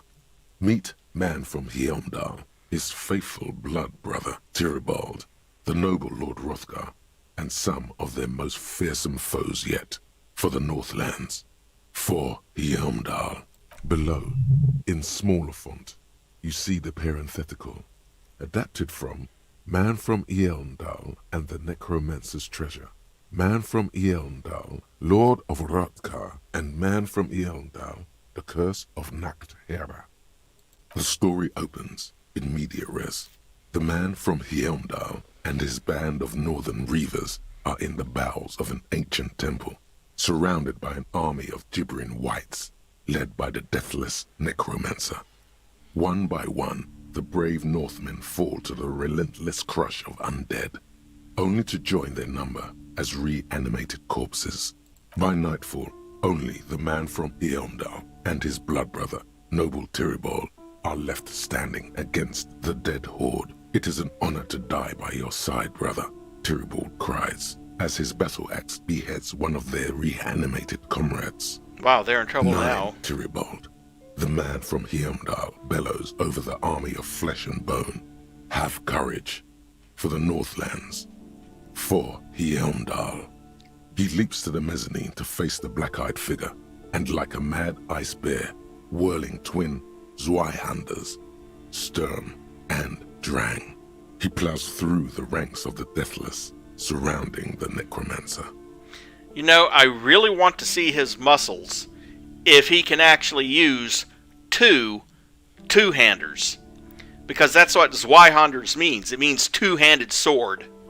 The writer has never held a sword in their life, let alone two-handed swords at the same time. And the game agrees with me. And with deadly finesse, his twin blades scissor the necromancer's head from its body. The undead legions collapse like ragdolls as the dark magic leaves them, and the two Northmen stand alone in their cursed temple, where the bodies of their lost brothers litter the floors. A few chapters later, the man from Heimdall and Tyribald are in a completely different setting, high above an arid desert, riding a pair of griffins that always seem to appear at narratively convenient moments. The Northmen find themselves in the court of a powerful southern king, Lord Hrothgar. The old king beseeches the man from Heimdall to rid his kingdom of the Nacht-Hera, a subterranean clan of blind wizards who traded their souls for demonic powers. The man from Heimdall extracts a high price from the desperate king. He asks land for the homeless desert pygmies living exiled in the kingdom's borderlands. Hrothgar offers the hand of his eldest daughter instead, but the son of winter does not budge. There's a difference between carrying them in one hand and using them effectively in one hand. What do you mean? Because the flame of justice burns bright within his chest. Because, above all, he's driven to bring honor to the name of his beloved Heimdall. Because his noble Cutlan blood lusts for glory and conquest. It cannot be denied. It actually reminds me of one historian claiming that all swords of the medieval era were heavy and unwieldy. And I'm like, yeah, some historian that has never held a sword in his life apparently knows better than a guy who uses swords on a daily basis in the SPCA. Yeah, but he was applying that to all swords. And the truth is, even the broadsword was only, 3 or 4 pounds. Which, about the weight of a 2-liter bottle. Now, granted, try swinging that all day, and your arms are going to be burning. What do you mean? Is that all? Is there anything else to his character? He is the man from Heimdall, forged in the fury of battle. Death was his sire, and blood his dam. He had but 14 winters when he left his frigid homelands in Cutla to seek glory and honor. That is his character. Never mind, just get to the good part. You skip past a section detailing an elaborate banquet with many toasts, as well as the long and perilous journey from Hrothgar's keep to the ancient forest of Yesdar, where our heroes infiltrate the Nacht-Hera's dial. In the center of the great hall stands a blood altar, on which a pair of Nectera are disemboweling a shrieking peasant, an unholy rite that empowers the Nectera forbidden magic. As the vile ceremony ends, the sound of steel unsheathing draws the Nectera's attention to a pair of cloaked figures standing in the doorway. This is what you came for, isn't it? A climatic bloodletting where men are reduced to muscle and fury. Swiftly, the visitors toss off their cloaks and unsheathe glimmering northern steel. It's the man from Heimdall and his valiant blood brother, Tyribald. Yeah, who else would In it an be? instant, the Nectera summon a horde of gibbering orcanoids who rush our heroes. The hall fills with the clang of blades and the screams of the dying as the floor goes slick with steaming orcanoid viscera. When the din of battle settles, only the man from Heimdall and Tyribald remain standing. Exhausted and dripping with the entrails of their foes, the two Northmen confront the foul Nectera. The man from Heimdall's soda-like blue eyes fill with indescribable fury. For the Northlands, he cries, rushing headlong into a desperate melee. You gotta be kidding me. This is almost exactly the same as the first scene. Even the word gibbering is used twice. In the first scene, the man from Heimdall fought a powerful necromancer and his army of the dead. Now he's confronting a pair of Nectera and their horde of orcanoid thralls. The two couldn't be further apart. Okay, fine. What happens An next? excellent question. One easily answered by purchasing the next thrilling chapter in the Heimdallaman saga, Heimdallaman at the Gates of Tomorrow. The last page of this one merely reads, "To be continued." I think I deserve an extra 5 XP just for putting up with Considering all the that sheer dialogue. amount of different Heimdallaman books out there, it's very unlikely you're ever gonna find the sequel. The man from Heimdall stares at you on the cover, his face fixed in grim resolve.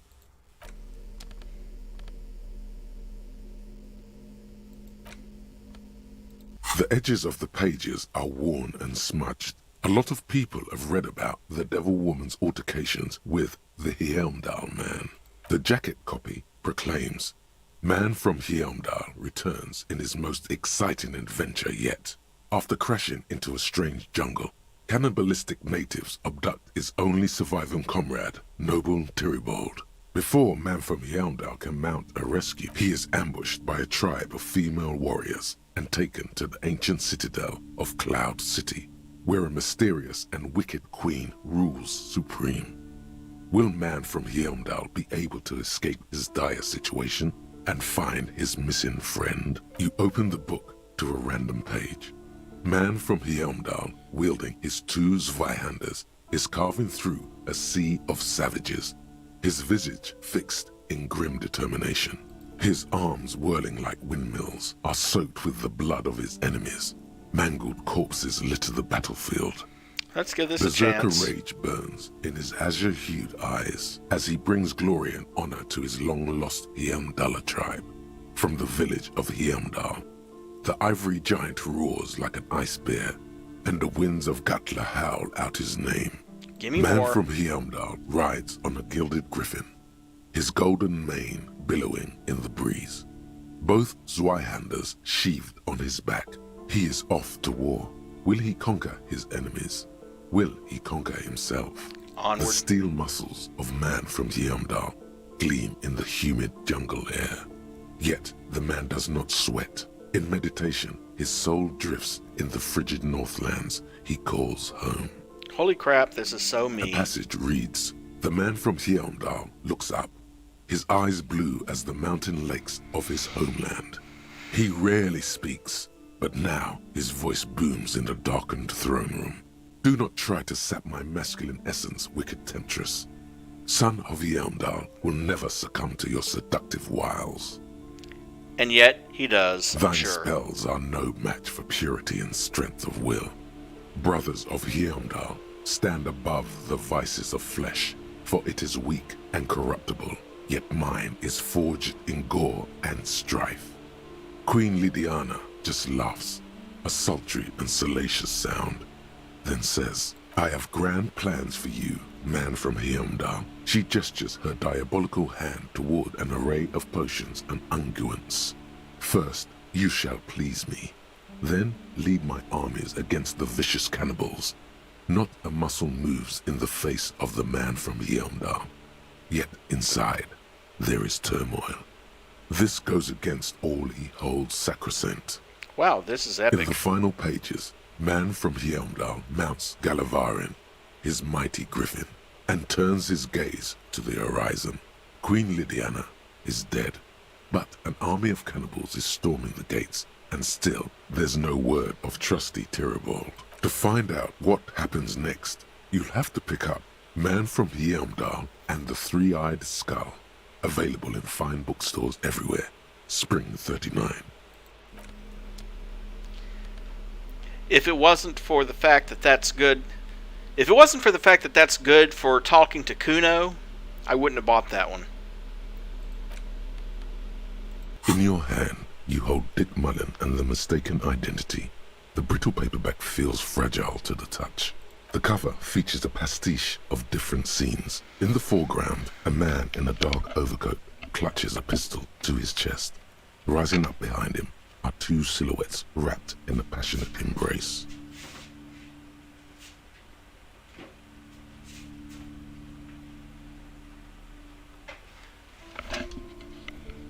The tagline reads, Detective Dick Mullen must prove his innocence after an old friend is murdered by someone who looks just like Dick Mullen.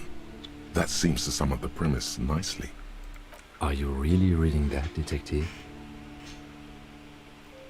I'm just skimming it. That's probably for the best. Those books aren't exactly famed for their tight plotting. The story opens with a knock at the door. Detective Dick Mullen is greeted by an old friend, Charlie Spillane, who's come to Mullen to ask a favor on this dark and cold night. Spillane needs Mullen to drive him in from Vespa to a small town along the Insulindium coast. Despite his friend's apparent agitation, Mullen does as he's asked, then returns home where he passes out drunk, as he does most nights. Hey, I can't 2 judge. days later, Mullen is arrested by the Vespa police and charged with the murder of Charlie Spillane. At his interrogation, Mullen learns that Charlie Spillane was shot in a bar in the very town Mullen dropped him off in by a man matching Mullen's description. Desperate to clear his name, Mullen manages to convince the Vespa police to release him for 3 days so that Mullen may solve his friend's murder and prove his innocence. The cops released their prime murder suspect so he can find the real killer? Are you crapping What's me? the matter, Detective? The lieutenant turns to you with a start. I don't know who's writing this crap, but I get the feeling they aren't experts on homicide investigations. The lieutenant shrugs, resigned to the idea that his profession will rarely, if ever, be accurately represented in art and literature. Okay, so Mullen didn't do it. Of course, Mullen didn't do it. That's the whole premise of the book. Anyway, Mullen returns to the seaside bar where Spillane was murdered and meets a beautiful, mysterious woman named Diana Denerva. Nice, a dame. And not just any dame. She's truly one in a million. A knockout whose mind is as dangerous as her curves. But she's got a secret. Who doesn't? Secrets are the currency of human relations. Now it's getting interesting. Denerve reveals that she was Spillane's lover, and that he was mixed up with a local amphetamine smuggling operation. As soon as Mullen begins pulling at strings, the whole conspiracy begins to unravel. Not only is the local police captain in on the amphetamine ring, so is the son of a powerful politician and a strung-out art collector named Torvald, each of whom has his own reasons for wanting Spillane dead. Tell me about the corrupt police captain. Outwardly, the old police captain is a real law and order crypto-fascist, a barrel-chested man who's beaten his share of suspects to pulp. But he's also dirty and increasingly paranoid that someone's going to expose his role in the drug ring. He would certainly have the motive and the means, but the captain walks with a noticeable limp from an old war injury. Is it possible that he was able to conceal it long enough to commit the murder? I want to hear about the politician's son. A typical privileged twat. In all likelihood, he's just in over his head. He does bear a personal grudge against Spillane, though, a former prosecutor who nearly brought down his father's administration. The kid doesn't exactly have Dick Mullen's manly build, but he is the correct height, and while interrogating him at his home, Mullen did notice a certain overcoat that looks suspiciously like his own. What was that about an art collector? Torvald, the art collector, is a strung-out mess. Frankly, it's hard to imagine him holding a pistol steady enough to actually hit someone, let alone plug them 3 times in the chest the way Spillane got did. That said, Torvald and Spillane have a long history, and while interrogating him, Mullen discovers that Torvald was once involved with Deanna Deneuve. Could it be that this is all over a sordid love triangle? Okay, get on with the story. Deanna Deneuve comes to Mullen's hostel room in tears. The two of them drink half a bottle of vodka, and soon they're seeking comfort in each other's arms. Because of course they are. Yes, comfort and pleasure. The warmth of another human's touch. The burning taste of liquor on her full, sweet lips. I'm not sure I'm happy with this, but maybe the story will turn it around. As the two lovers share a post-coital cigarette, Deanna Deneuve turns to Mullen and says, "By the way, Dick, there was something else I meant to tell you. The name of the true killer. Always aim for the center of mass." Whatever it is, Mullen never hears the words. A blow to the base of his skull knocks him out cold instantly. Can't trust a name. Who can you trust in this wicked, messed up world? Your partner. The lieutenant gives you a quizzical expression in return. You go back to the story. When Mullen comes to, Deneuve is dead on the hostel bed next to him. To make matters worse, his clothes are covered with her blood. Mullen trashes his blood-stained clothes and flees the hostel, knowing it's only a matter of hours before the cops discover Deneuve's body. If they haven't been tipped off already, the heat is on. If Dick Mullen can't solve both murders before the cops catch up to him, he's going away for life. Can you solve the case before the cops close in? What is it, detective? Why does everyone close to Dick wind up dead? It's a dangerous line of work, but somebody has to do it. That's why Dick Mullen never lets anyone get too close. Oh, I don't know. They shared that post-coital cigarette. I'd say that's pretty close. What's the matter? Afraid you've been hacking up your friends' bodies in the night? Why did he become a detective in the first place? There was never a time when he wasn't a detective. He was born a detective. But why is he like that? Dick Mullen was made to crack skulls and solve cases. It's who he is. He could no more stop being a detective than a tiger could cease to be a predator in the night. For a moment, you cease to read the story on the page and see the book for what it is. A collection of brittle, cheaply printed pages held together by glue made from the hooves of horses. From nowhere, you hear the screech of sneakers on a waxed floor, and you feel the burn of rope against your hands. Are these figments of some other life? You won't find the answers you're looking for here, in other words. So, who did it, detective? Who killed Charlie Spillane and Deanna Deneuve? Could be. Who knows? Only one way to find out. You begin furiously flipping through pages. Even as you know these books follow a series of well-worn tropes, you find yourself completely engrossed. You're turning pages so fast, you don't even notice the ancient spine coming unglued. You try to grab the pages as they come loose, but your fingers aren't quick enough. They're gone. Dozens of pages scatter across the floor. The last fifth or so of the book seems to have been lost. It's possible that you could gather and reassemble the pages, but it would take way too long. Ah, yes. The problem with mass-market paperbacks. They are not made to last. Perhaps this is a sign that you should get back to solving your own murder, huh, detective? Don't forget, it could have been the delirium tremens. In your hand, you hold 4/5 of Dick Mullen and the mistaken identity. I love how it changes the description. You're now holding 4/5 of the book.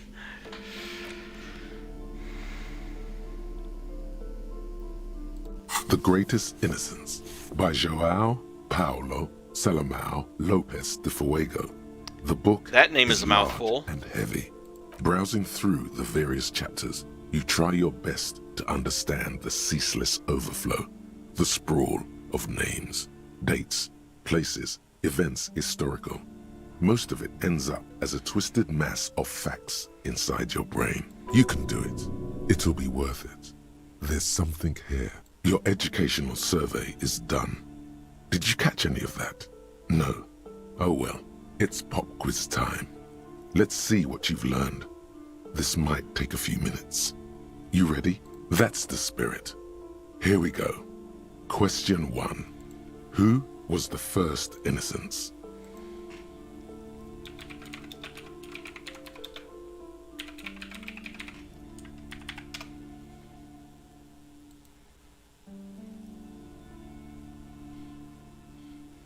Dolores Day. The Paracarnassian? Correct. Nothing much is known about him. It's not even clear that he was a he, but Franco Negro presumed as such and called him Pius. He's depicted as a young man with molten gold pouring out of his mouth. All he spoke was gold. It's said he invented God and equality of men before God. He also introduced the gold standard as a way for measuring people's love for Aurum. Fancy way of saying he introduced the gold standard to measure people's love for gold. As the first innocence, he declared that there should be more of those like him. It is presumed his disciples were the beginning of the Holy Party, the founding party. Question 2. Who was the strongest innocence? Easy. Everybody knows the answer to this. You, me, anybody. Franco Correct. Negro. Named the innocence of militarism. He codified hereditary rule, but at the same time ended serfdom and established the inter-isolari real as the global reserve currency. He also established the concept of the nation. Franco Negro attempted to solve the rising tensions between the aristocracy and bourgeoisie by building a unified society in which every man has a place and a mission, but at the same time may rise to nobility provided on the strength of his virtue. Question 3. Who was the false innocence? Erno Pasternak. Correct. There have been a number of counter or false innocences, some assumed to have innocentic qualities, some who just thought so themselves. Occasionally, they have the support of a faction inside the ecclesiastic organization, and accusations of foul play have arisen. The most famous and important of these was Erno Pasternak. He was into torture, despotism, hymns, cannons, and world conquest, but got defeated and humiliated by Stepan the Despicable of Kedra. Final stretch. You've come so far and learned so much. This is the most important one. Question 4. Who was the greatest innocence? The most important of them all. The most precious to humankind. I don't even have to say it anymore. Dolores Day. Correct. The Mesk might see Franco Negro as the father of nations, but as of this century, there's been a great shift in attitude. Dolores Day has become widely regarded as the greatest innocence, a most radical change to the whole fabric of the world. Everything from inter-isolary travel to the connected world to 3 consecutive scientific revolutions can be traced back to her. Every decade that passes, she seems less human somehow, and more beautiful. And more beautiful, and more beautiful. Congratulations on finishing the test. The results and your subsequent grade have been calculated. You get an A. All correct. Impressive. Oddly so. You really navigated some treacherous waters here. Well done. Ace that. Take that, you book. Take what? Never mind, thinking aloud. Uh-huh. You are really just talking to yourself. It is quite silly. Put the book away. Another 5 XP at least. There's more to do in the library, but not right now. Looking for something to read. It is. I know you are. Everyone can see that. The rectangles. What with? What with? A lot of things. For example, people tend to go missing. Her hands move over the book covers. The tips of her fingers are rough, stained with yellow. It seems like she has spent a lot of time at work, smoking. An array of neurons fire up with joy. Bum her a cigarette, lest it turn to pain. My husband? No, he's not. I don't know. At home now? Out drinking with his... Where is this going, officer? Yes, but... No. Why are we still talking about this? I haven't lost my husband. Maybe your cockatoo is missing. I don't mean to disrespect, sir, but you are being a bit of a cockatoo here. Well, you haven't missed anything since For what then. it's worth, I agree. But cockatoos can't be stopped when they get ladies. It's better to indulge him at this point. Thanks, Kim. I don't even have a cockatoo. And guess what? Even if I had, it wouldn't be missing. Great. Just one more question. What do you mean by me being a cockatoo? Go read up on them if you're so interested. Maybe you should. What if the cockatoo is your astral captain? Or your heraldic bird? Actually, that's exactly what I'm going to do. Thanks for the tip. Wonderful. The store is open. That's all for the moment. I'll let you read.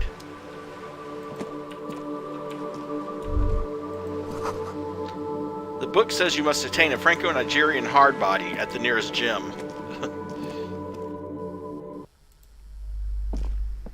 Hello again, esteemed officer, and welcome to Crime, Romance, and Biographies of Famous People. This Dick Mullen book fell apart before I got to the end. Do you have another I'm copy? very sorry, sir. Some of these old paperbacks just don't have the durability. I would be happy to sell you another one, but unfortunately, it's the last copy we had in stock. I'm looking for a book about cockatoos. There should be one upstairs, right next to the shelf of biographies. Right next to the shelf of biographies, huh?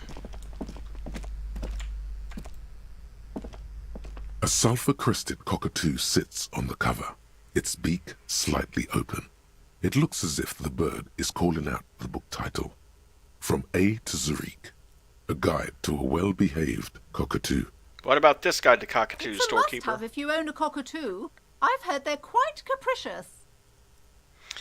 I could steal it, but I'm actually not going to. Oh, a nature enthusiast. Good choice. I knew it. A cockatoo is a parrot with an erectile crest, found on the Seminine Islands and in southern Fas a la Mer. Known for their intelligence and general precociousness, cockatoos are popular birds in aviculture. However, they often exhibit various behavioral issues. Okay, what more? This book talks about the delicate nature of toos, as well as introducing some of the most popular species among the bird enthusiasts. The funeral cockatoo, the major majestic cockatoo, and the most common bang-bang cockatoo. It's colorfully illustrated. Alright, what problems do these birds Where have? to even begin? All cockatoos are known for their needy natures, requiring attention for at least 2 full hours a day. They love to talk, and have been described as lovable clowns who just don't know how to wrap up. Who would ever... I could handle that. It'd be nice to have someone to talk to and feel Pet lonely. owners also report moodiness, loudness, and hostility as recurring issues. If left unsatisfied, cockatoos may scream non-stop, pluck their feathers, or become aggressive. Anything else? It is not recommended to get a cockatoo if you're not able to cook them food every day and give them the full care that they need. These birds will never understand that you have a life of your own. Yes, but there has to be something great about them as well. Cockatoos are magnificent creatures. They love to perform, cuddle and show off, and will even scream for fun, often as loud as up to 135 decibels. Ouch. That must hurt. Read about the funeral cockatoo. This is a yellow-tailed black cockatoo. Its specific name, Psittacus venereus, relates to its dark and somber plumage. This bird looks as if dressed for a funeral, 24/7. There is something indisputably ominous about it. Perhaps the most impressive of all the species, the endangered major majestic cockatoo, is often described as the most flamboyant bird in the jungle. Its pink-colored wings and flowing crest embellishing its proud and bumptious nature. In the words of poet-explorer Sir James Fournier, few birds more enliven the monotonous hues of the verdant forest than this big, bold, and beautiful species. All right, read about the bang bang. Despite its banging name, the bang bang cockatoo is actually the shyest of the species, common in almost all Seminoles forests, as well as zoos and homes all over the world. Its plumage is mainly grey and white. The Seminoles name, bang bang, is thought to be of onomatopoeic origins. Yes, but all those cockatoo species are so different. Which one are you? But what if I am just a fuck up a fuck up and a cockatoo?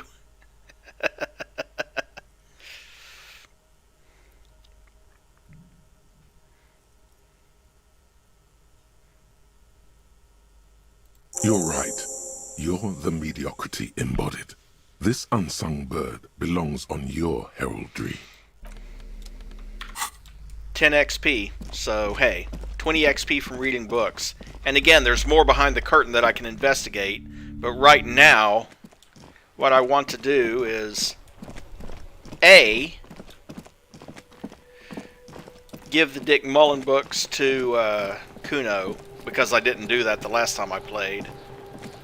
Necromancer pig? That shit was dark. Going in there like that. Oh, brutal shit. Tell me, Kuno dies. You gonna pick one out of his brain like that too? Kuno's gonna go out in a hail of bullets. Gonna look like a fucking porcupine. Kuno doesn't... But before I do, let's quick save. You missed the... He fucked the tree up! Fucked it good! It was porno!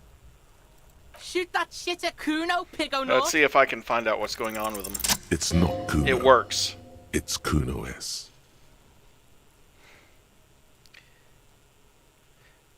Act on it, try and separate them. Kuno, psst. Fuck you whispering about? He's whispering too. He's going with it. But watch what happens. Fuck you whispering about! If Kuno wants to whisper, he's gonna fucking whisper, okay? Let's whisper, pig. This is it. You've got him. But be careful. You can still fuck this up. Don't make Kuno look bad in this.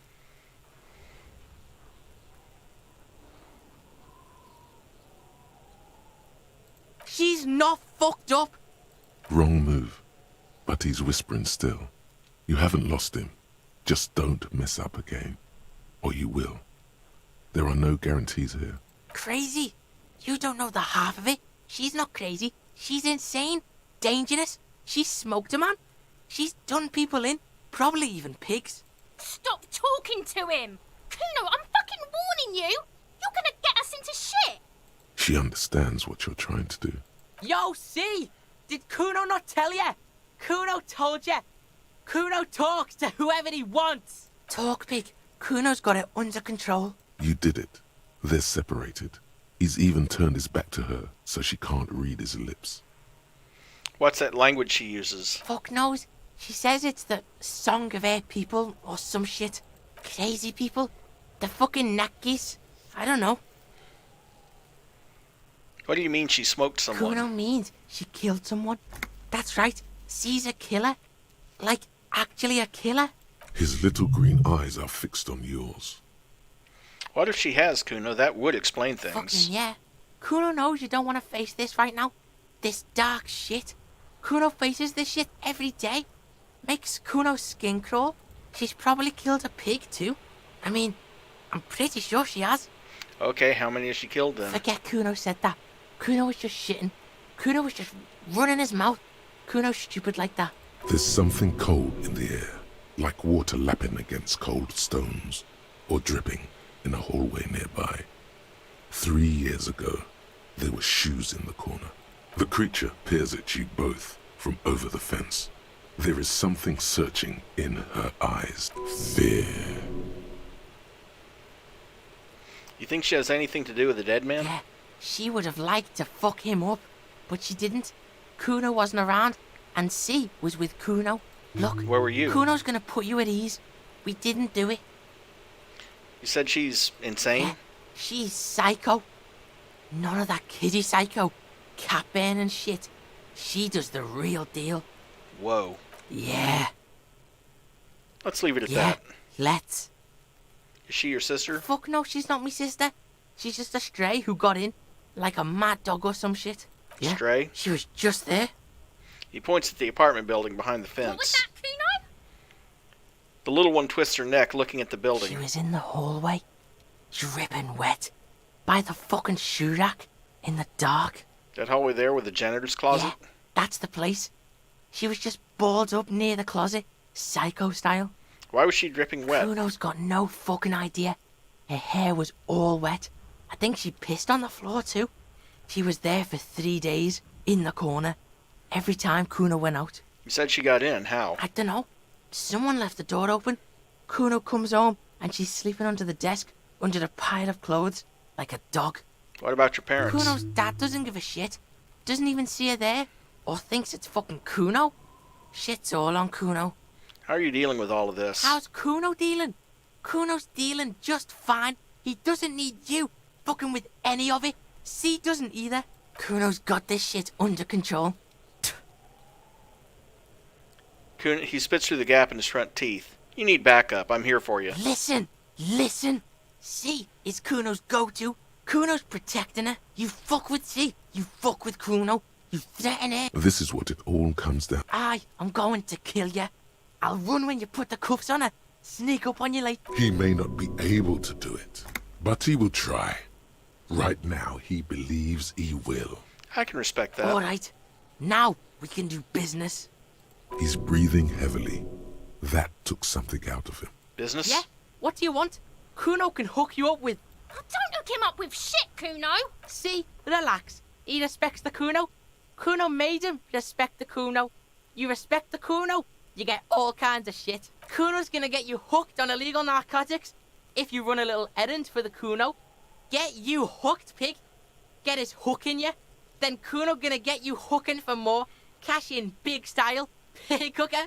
That's right. Kuno's a candy store for pigs now. Get ready to be rewarded. Okay, Kuno I'm off. doesn't... That was all about the experience points and getting some respect from Kuno and finding out about Kuno S. And the reason for buying those books was because if I screwed up and accidentally got him to accidentally made him turn on me, that was to oh, come on. How do I get over there? Really? Okay.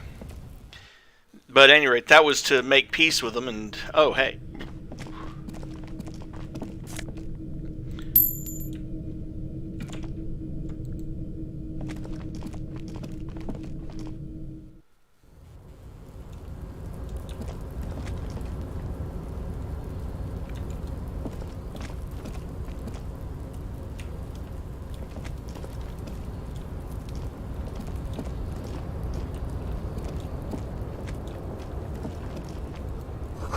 This door is going to collapse soon. Restoration pillars keep the ruins together. A postcard that I can sell.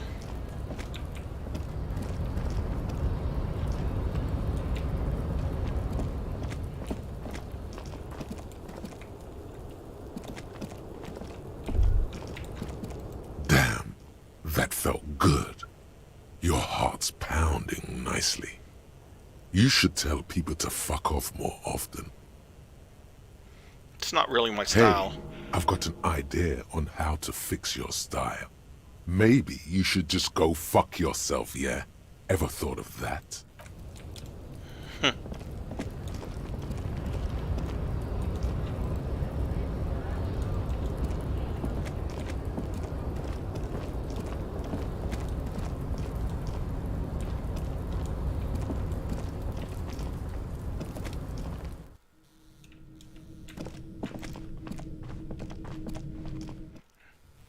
And while we still have some extra time, we're going to go talk to Everard.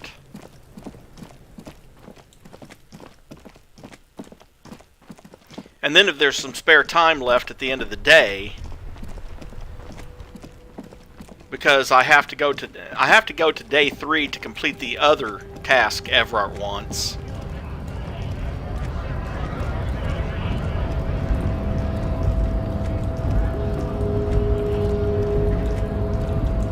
But if we have some spare time, there's some other stuff I can do.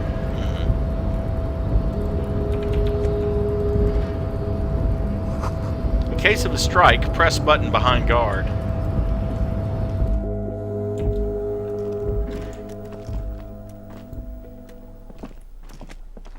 The file cabinet stand the drawer slides.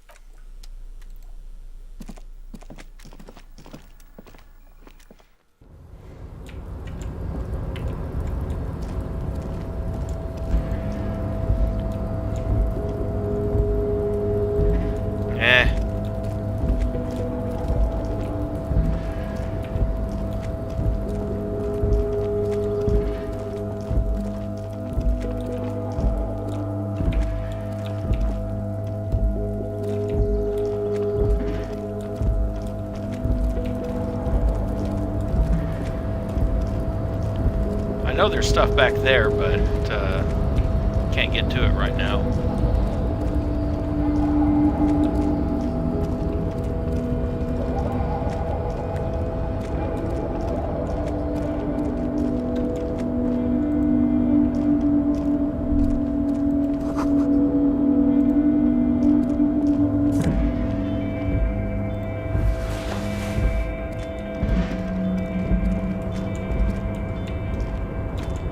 Take those gloves, go in here and talk to Everard.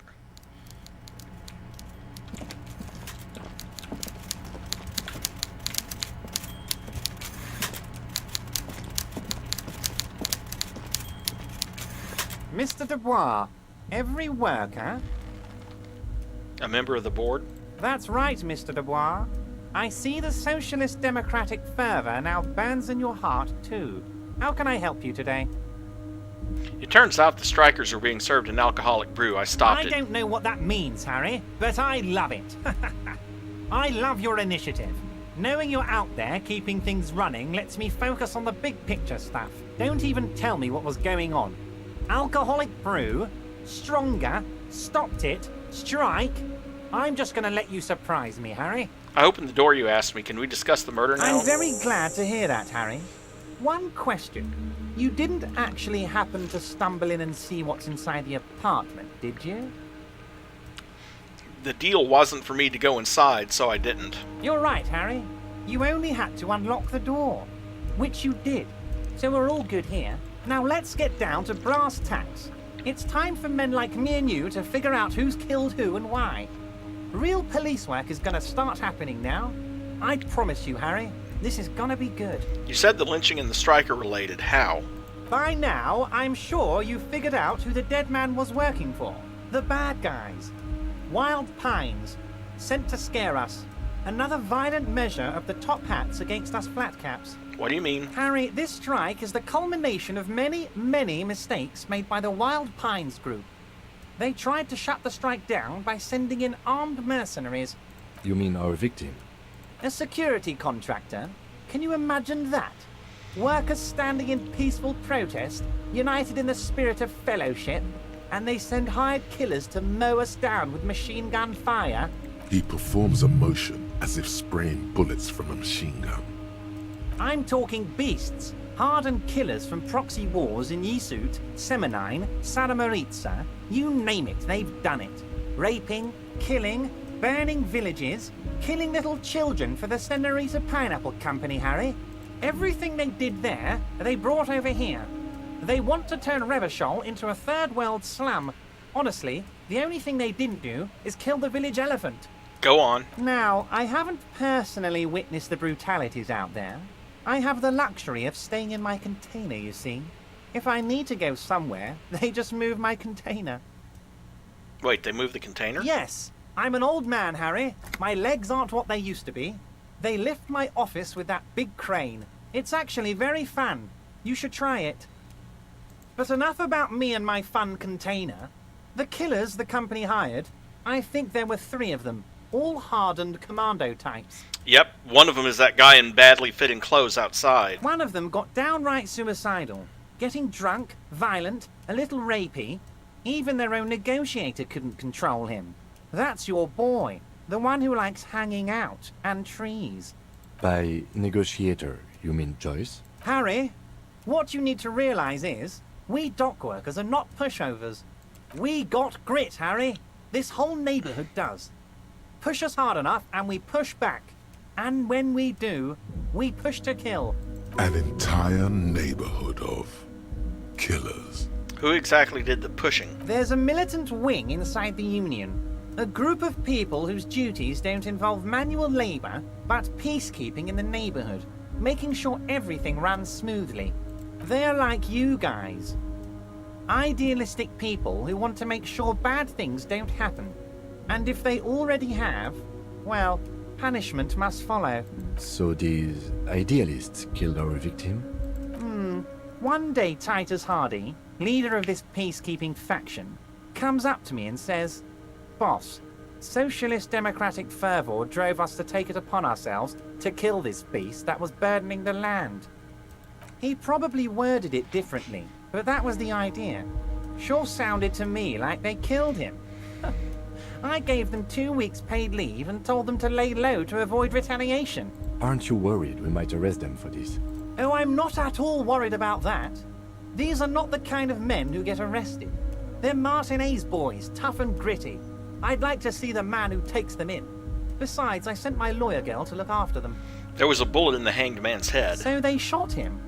He sounds pleasantly surprised. He was shot in the head before he was hanged. How odd. I don't know what to say, Lieutenant. They told me they hanged him. A hanged man is what I saw when I took a look into that yard. What I do know is, the case is in safe hands. If anyone can get to the bottom of this shot and hanged man, it's my 2 little policemen. Godspeed, policemen. How do you know they were hired by the shipping company? How do I know? Let me tell you about these people. That's their MO. It's what they do. Last winter, some poor workers in Terminal E went on a little strike. The company sent in Sediment, a security contractor. The strike was over the workers' right to wear protective footwear, Harry. These guys turn up and start beating people. Tell you what, Harry, I wouldn't be surprised if we got the same mercenary company after a little rebranding. And I'm sure as hell not surprised to see an army of scabs under my gates. So you believe the scabs were organized by the security contractor? You said it. Hell, one of those guys looks big enough to take down that proverbial elephant. Boys All like right, that Mary. don't just happen Take to care. show up during Sleep well. strikes. You mentioned a lawyer girl? Oh, Liz is a bright one. I paid for that law degree myself, thinking it'll probably turn her all fancy.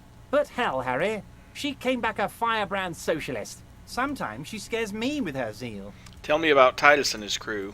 Oh, they are simply fine young men, all 7 of them. Exemplary union members, always working to advance their position in the local socialist democratic movement. Core members. Old Theo used to run them, but things really kicked into gear when Titus took the reins and named the group after himself. Gotta love his initiative. Interesting. Who's second in command? They're almost all of them great guys, born leaders. Whatever happened, I'm sure they only had the best interests of Martinez and Revachol in mind. Work with them. Hell, interview them. But don't fight them. They really are just like you.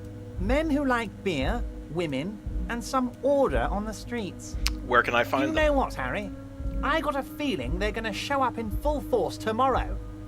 The lieutenant marks something in his notebook.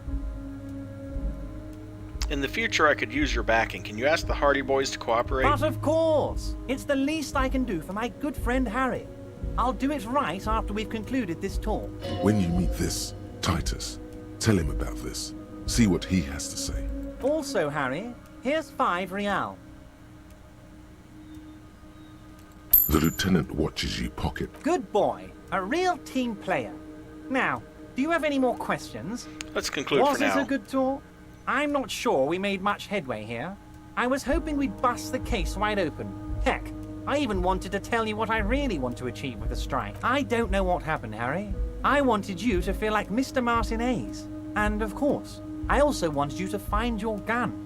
But it's like I can't completely trust you. Yet. Yet? Yes, Harry. It's like I can't fully trust you if you're not a man of the left. I want to, but I just can't. He's been hurt too much in the past by men who aren't social democrats. This is another corrupt scheme, isn't it? I'm neither left nor right. I do what my heart tells me What to does do. your heart tell you about your lost gun, Harry? Does it tell you to forget about it? Or do you think it wants to be found? I think it's lonely and cold. I think it wants to be found, and I have a proposal for you. And what would this entail? Once again, I require nothing unethical or illegal of you. You just need to get 2 little signatures on this piece of paper, and then mail it to my accountant in La Delta. What are the signatures I'm for? glad you asked, Harry. The Union is going to build a modern youth centre in Martinez. It will be righteous. We're gonna get those teenagers off drugs and on roller skates. Believe it or not, he's actually serious. The problem is that it requires a couple of people to sell their property to him. That's what the signatures are for. There's a nameless little street on the coast with some old houses around it. Most people have already signed. I just need 2 more signatures to get this mission off the ground, Harry. They are just gonna have to deal with the construction noise for 6 months, and then they'll be living like kings. Right next to a fancy new youth centre, designed by the best architects from Stella Marie. Where is this place exactly? On the coast, Harry, across the canal. There's a cul-de-sac there, a little village they're calling it. A gloomy place. You'll find it. I trust your detective skills, Harry. Water drips from the eaves. A woman looks at her freshly tarred skiff. There's a pair of cavalry boots under the fish in the box, and the wind howls like a vicious spirit. Fine, if I happen to be there, I can ask You them. bring joy to my heart, Harry. Such a pleasure to be working with you. Here. He hands you an open white envelope. You need to get signatures from Isabel Sadie and Lillian Carter. The cul-de-sac is right past the pawn shop and across the canal. I hear there is some trouble with the waterlock, but they should fix it by Wednesday morning. Once you have the signatures, mail this to 13022 La Rocca in La Delta. Then we can talk about your gun. He runs his fingers through his hair. I'm going to leave now, but we might talk again later. See you soon, Debarder. Just kidding, but not too much. Well, that's quite a lot of XP, and now I'm up to 5. I'm up to 5 skill points and halfway to another one.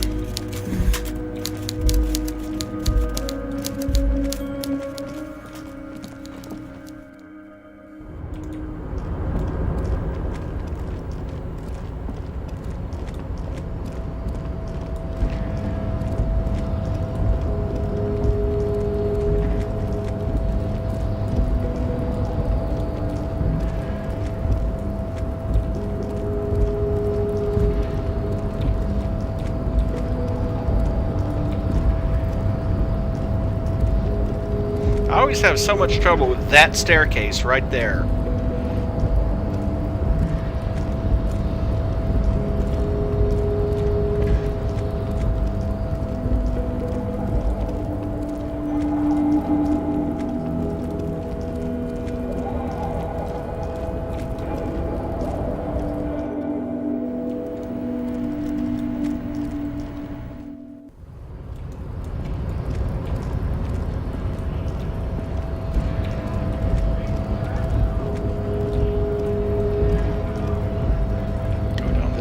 Go down the damn stairs, Harry.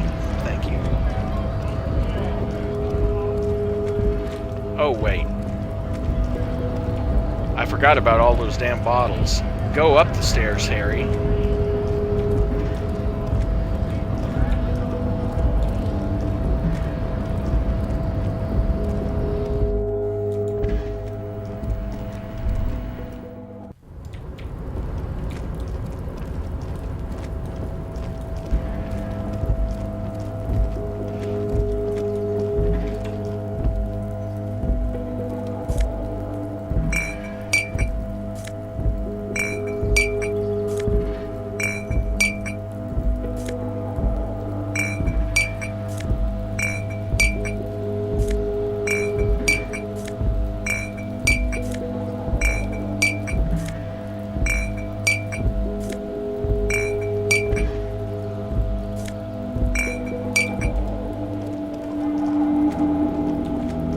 Now go down the stairs, Harry. Wrong stairs.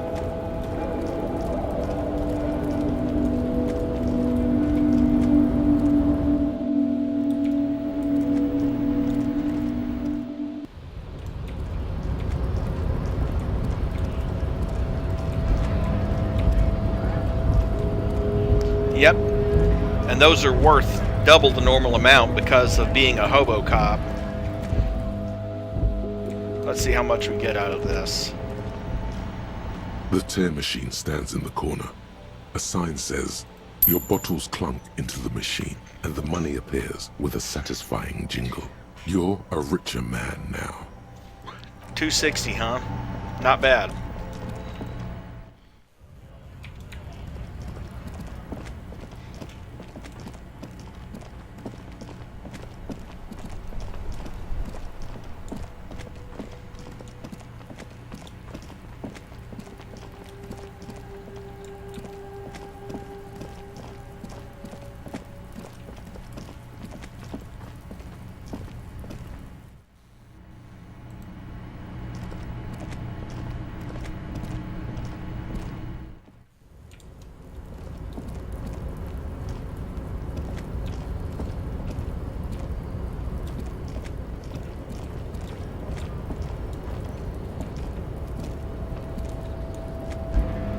Come on, damn it.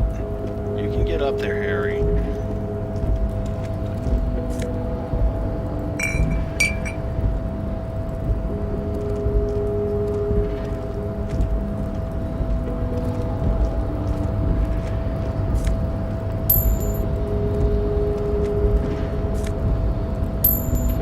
And there's another 2 real from climbing up there.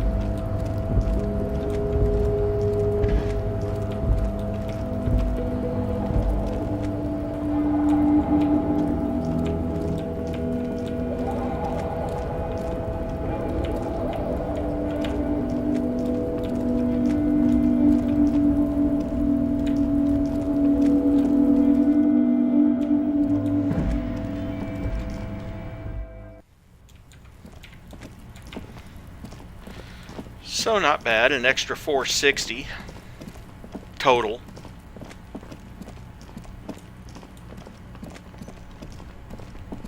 Now since I still have some time, I'm going to investigate the back of the bookstore.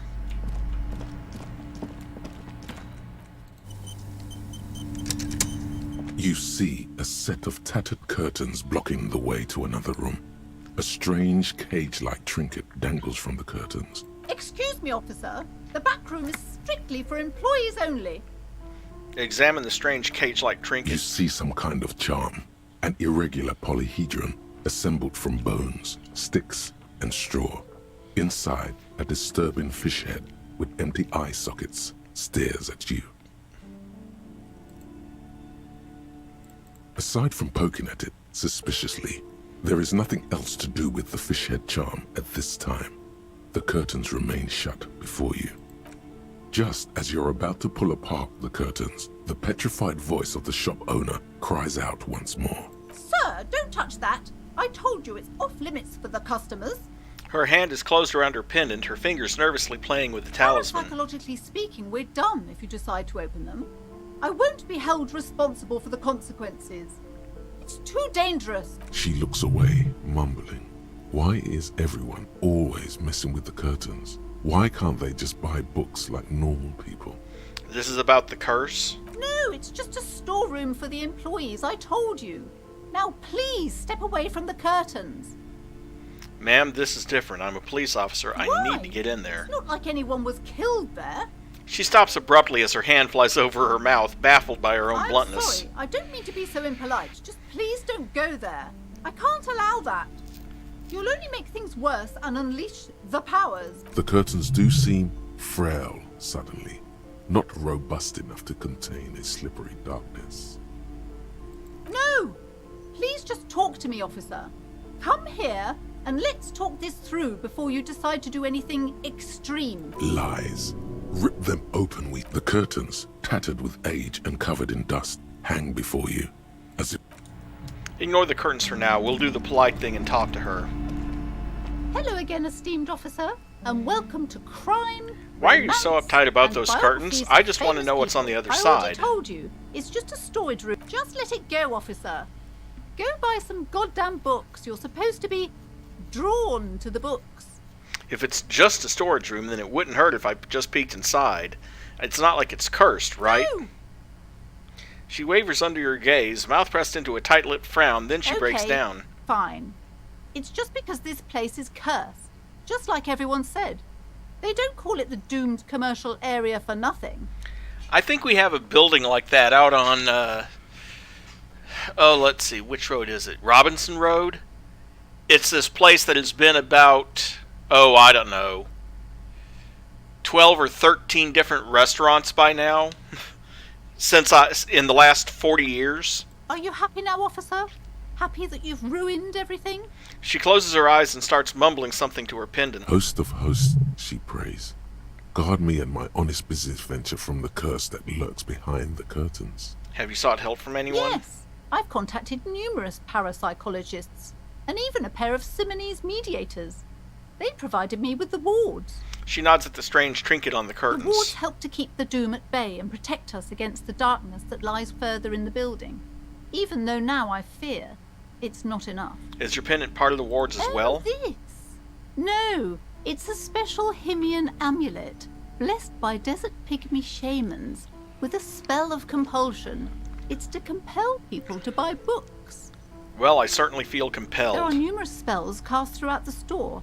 I had the books anointed with a different inducement spell, for example. It's guaranteed to boost sales 15%. For example, I'm compelled to scoff at her for believing this nonsense. It's not good to talk about the curse, not in detail. The negativism, it's dangerous. Talking about the void wraiths angers them. Such wraiths may prove a formidable enemy. Suit up. How does this curse manifest itself? The curse is so much worse than you could imagine. It's a disease, eating at the very foundation. A shiver runs through the woman as she looks around the dimly lit store. It's the curse of financial distress, of ruin and bankruptcy. She peers at the curtains again. Annette mentioned the previous tenants have experienced It's not financial just that, troubles. officer. We're dealing with something supernatural here. It's the cacodemons feeding off bad business practices and disappointing income statements. There's something wrong with this building, I can tell you. Ever since I arrived, I've sensed an eerie lingering presence, as if I was unwanted here. Would you like me to take the case? I could investigate, see if the curse is real. Most certainly not. I don't want anyone who's not familiar with the psychic arts to get involved in this mess. Stay away. Leave the... Let's quick save. Hello again, esteemed officer, and welcome to Crime Try the drama roll. Time to fire. Reload. I suppose if I wanted to, I could spend a point in drama, increase my Hello odds. again, esteemed officer, and welcome to Crime... Time to fire up.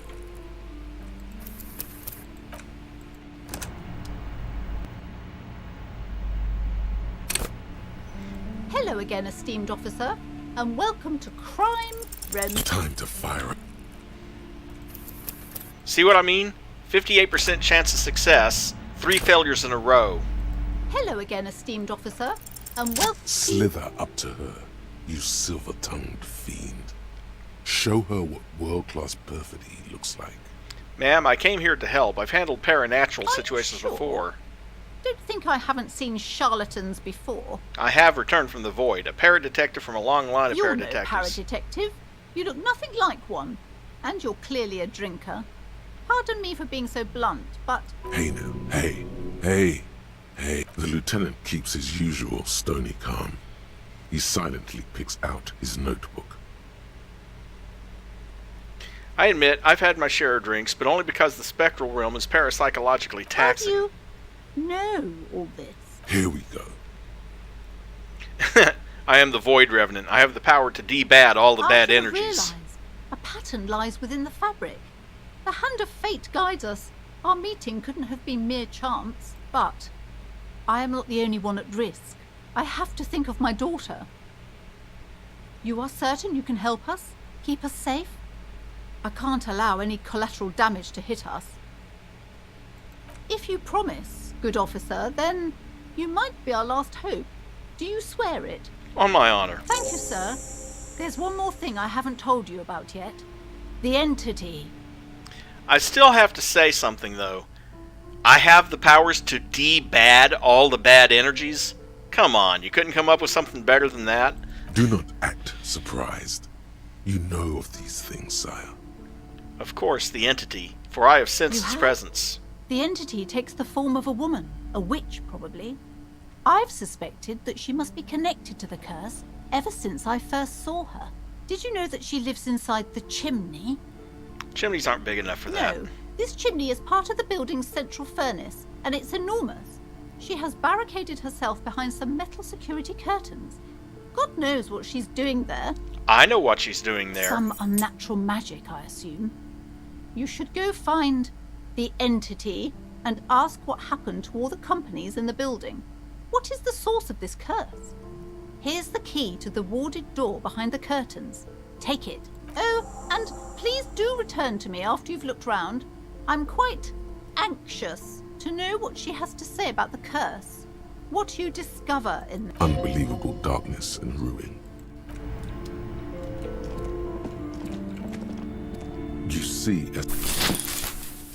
You see a dimly lit room full of dusty furniture and trash. A doorway stands in the back, covered in dozens of scary little cage-like trinkets, your shadow looming over it like an omen. Oh! Escapes from Plaisance as she tries her best to look away, her round face buried in her hands.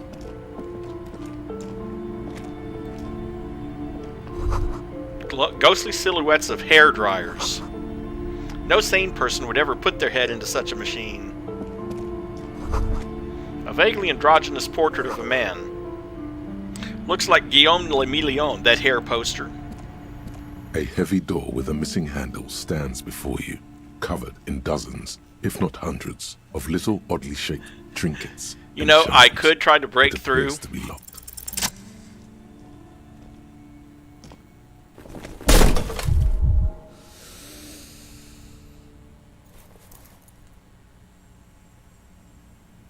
You smash into the wood and see a small crack appear on the doorframe. It's going to take one more try to break through to the other side. But you've done it. You're not thinking of trying again, are you? Of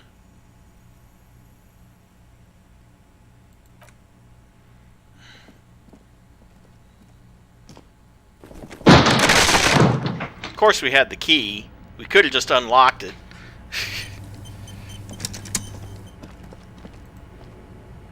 What is this place? Looks like a gym to me. Yes, but no one's been here in ages. He draws a stripe on the dusty floor with his foot. I doubt the electricity still works. Good thing we have a flashlight on us. Don't forget to take it out of your bag before we move on. Some specks of dust shimmer in a ray of streetlight falling from the window. Other than that, the room is dark. An eerie feeling rises in your chest. What if there's a reason why no one's been here for ages? Nah, let's just keep going. I'm sure it's just a regular abandoned house. Nothing mysterious here. And tools, flashlight.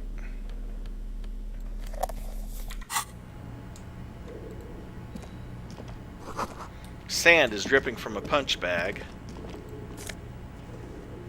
There's the shot put ball. Smells like wet leather and sweat. That ball. If you had picked up that ball without learning the rules of pétanque first, he would have accidentally chucked it into the sea, and they would have put you on a quest to replace it. That's the replacement. But since we learned the rules first, we actually can sell this at the pawn shop. The poster says Sidious Fortis, the rest is worn off. A barbell lies on the floor. The color has worn off its weight plates. It's 60 kilograms. Your triceps hum at the sight of these weights. Show the world what kind of beast it's dealing with. Lift them. There are no collars on the barbell. This is a safety hazard.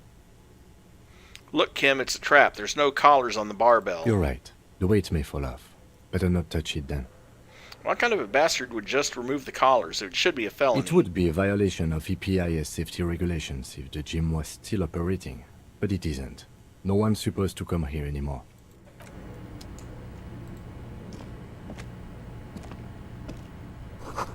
Worn out wall bars, they look unsafe.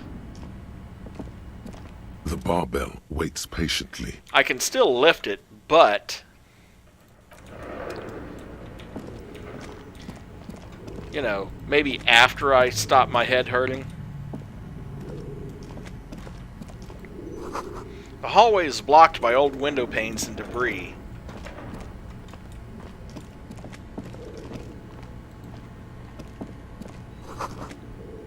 Wild animals stare at you in the dark, stuffed and mounted. A large demijohn full of strange liquid. Airship rotors covered in spider webs, they remind you of blades. A naked mannequin torso, a strange yellow color. Another 312.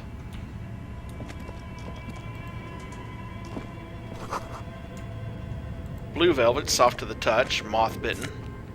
Another 155.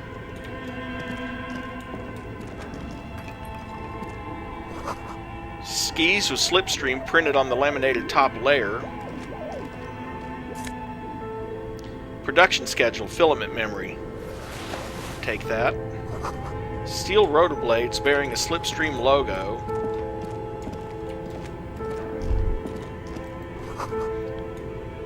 But where are the clothes the mannequin used to display, huh? Your flashlight slides over an old green chalkboard covered in scribbles, sketches, and schemes like some ancient cave mural. Some of the writing has faded with age, but you can still make out sections here and there. Photos and drawings have been pinned to the board. Inspect the drawings. These lithe, pointy-eared creatures appear to be different types of welkins. You make out autumnal candle welkins, casting wax-based magic. Translucent welkins, with organs shining under their skin, and even ether welkins, hailing from the vast emptiness of sidereal space. One of the welkins, towering among the rest, appears to be different, however. Examine the welkin. It's Vara Hamira, a high welkin, his face white and scarred like cracked marble. This is clearly a welkin supremacist. Oh, clearly. The note says, all non-welkin races will be purged. The Haldor, the Twarg, the humans, and even headless men, all of them, purged.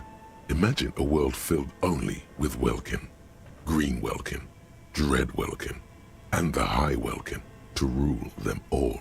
An inordinate amount of time has gone into drawing these little Welkin creatures. Why would anyone spend so much time on this? Some people really like building a world, I think, even if it's just for a game. Who are these creatures? This looks like concept art for a project. It's not really real. Well, this has been educational. Let's move on. Just look at those details. So much effort. Inspect the photos. The photo collage depicts barren, icy landscapes wrapped in perpetual night. You see permafrost and glacial landforms, dead trees grown in under the snow. Entire oceans have been frozen from shore to shore. There are pictures of settlements on dried-up riverbeds, abandoned in a storm. Animal corpses in the dark, carcasses and bones. Albeit dark and cold, this vision also feels cozy in its own way, like eggnog or morphine, a much-needed respite from our own world. A pinned postcard reads, "The heat death scenario, a desperate fight for geothermal energy engulfs the world as Wirral becomes untethered from its sun, drifting through the universe." Inspect the This schedule. is a monthly calendar from the year 50. Cryptic words like sprint, daily minimi, and GPI span the marker-drawn grid, the grand scheme of production and money. It looks a bit like an academic calendar, only much more brutal. Keep reading. What As happened? time goes on, the numbers in the boxes grow rarer and rarer. The board becomes an empty snowfield in the final days. Only failure and regret dwell in this region. I do love how the flashlight kind of follows where you move the mouse. Looks like they didn't make it. The lieutenant looks at the frigid ice field of nothingness. A note in the bottom left corner of the chalkboard says, "See the prod schedule filament for details." Which I now have. The handwriting is only partly legible, but you can still make out 3 slogans: Call in, Tune Out, Wirral Untethered, and Heat Death of the Universe. The full text reads, "Heat Death of the Universe is the new black." Another note says, "The biggest advancement in role-playing systems since the 30s. Outside, a cold wind wraps the building in its bosom. Snowflakes in the wind. An old woman passes what the locals call the doomed commercial area. She tries hard not to look at the bookstore windows. It's unwise."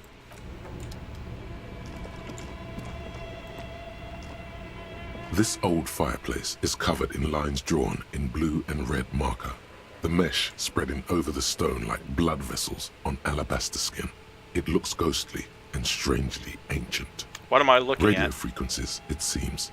UKV 123.6, UKV 123.7, UKV 123.9. Some written notes, too. Sparse and cryptic. Radio frequencies for what? Unclear. It looks like a cardiovascular system split into veins and capillaries. Very advanced. So we're dealing with something medical here? You think so? The web is comprised of radio stations, all lead back to one red heart, titled The Game Master Frequency. A note says, this one can listen in on any station it wants. Looks like a surveillance program. They must have had massive airwidth. These things don't come cheap. Well, if it's a game, then who's Whoever playing? decides to call in to a call-in station, it looks like. A list of names under the stations suggests people across 6 Isolas would be playing. Muindi, Insulinda, Kotla, Grad, Samara, and even Ilmara.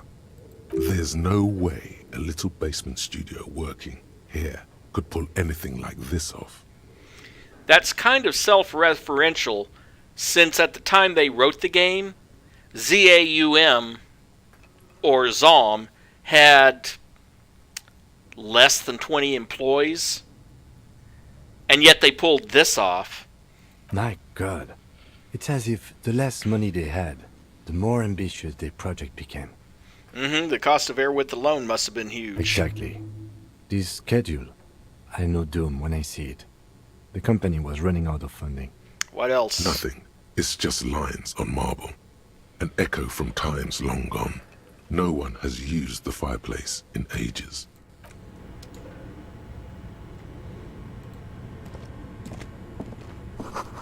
Scribbled across a notebook, developers of the most advanced RPG in the universe.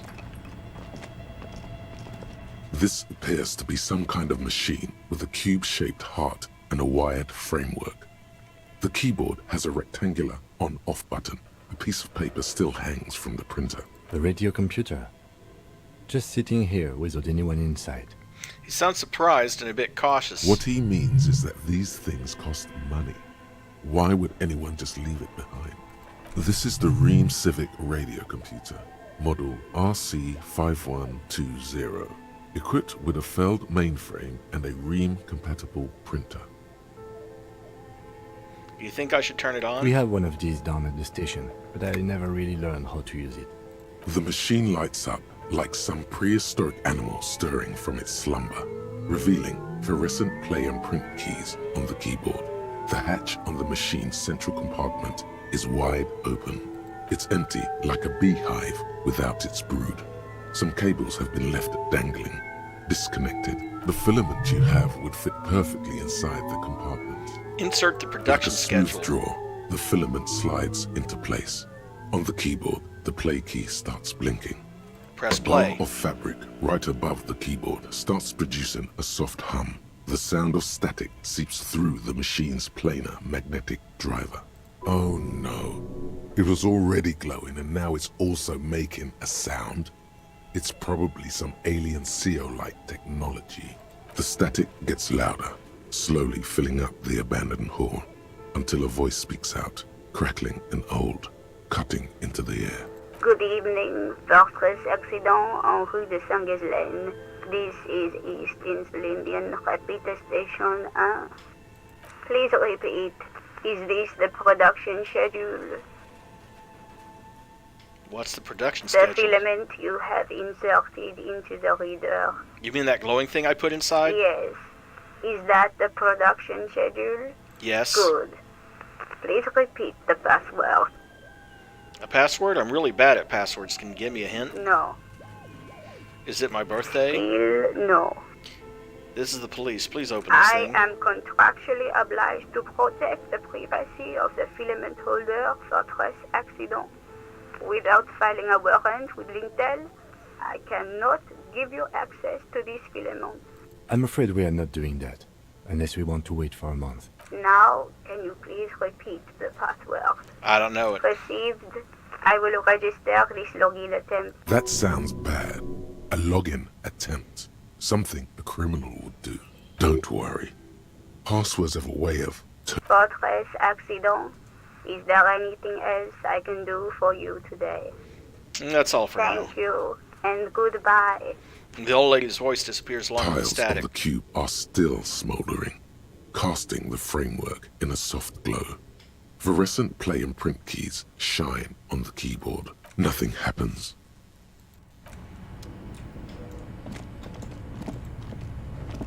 Okay. What do you think is going on with that computer, chalkboard, and fireplace? It's just a failed business. The only question is, what were they making? Yes, that is the question. The lieutenant takes a step back, steeping Like his he's hands. ready to lay out a fine theory, crafted together like a puzzle box. It looks like one of those popular pen and paper role-playing games, only these people were trying to automate it, make it work on radio computers. Which, coincidentally, is pretty much how this game started. Remember way back in the first stream, when I mentioned that originally it was a role-playing game, the dude made a novel out of it. The novel failed, and someone suggested that he make a computer game of it. Indeed, those Welkins are a dead giveaway. Role-playing people love that stuff. The world looks like a modified version of the WeWorld board game, with hit death thrown in. Has anyone ever done this before? Not to my knowledge. They make automated games in Graz, Messina, Königstein. You know, places with industry. But I don't think anyone has attempted to create an inter-isolary game before. We just don't have the technology. How are they planning to do that? Through call-in stations. None of the players have to be physically present. Anyone in the world can participate in the game, as long as they have a two-way radio. Then there's the game master frequency that listens in on the smaller call-in stations. I think that was supposed to coordinate the stories, functioning as a master of ceremonies of sorts. Sounds like an MMO. His fascination has swept aside other concerns for the moment. He's a little hooked. Coordinating so many games would take a whole switchboard of people, possibly divided into sub-frequencies. What do you think happened to the company? No idea. They stopped filling out the schedule on the chalkboard. Wow. Indeed, it's ambitious and untethered from reality, but... The world is cold and lonely. This would keep it company. Let's finish It's too it. late for that, I'm afraid. He says, looking around the derelict room. The pipes howl and a rat Okay, crosses the floor. let's keep moving. Oh, that. Never mind. Go through the door.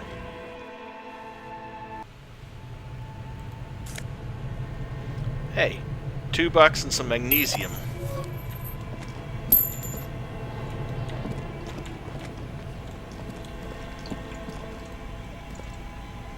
You see a terrifying ice bear with a strange compartment in its belly.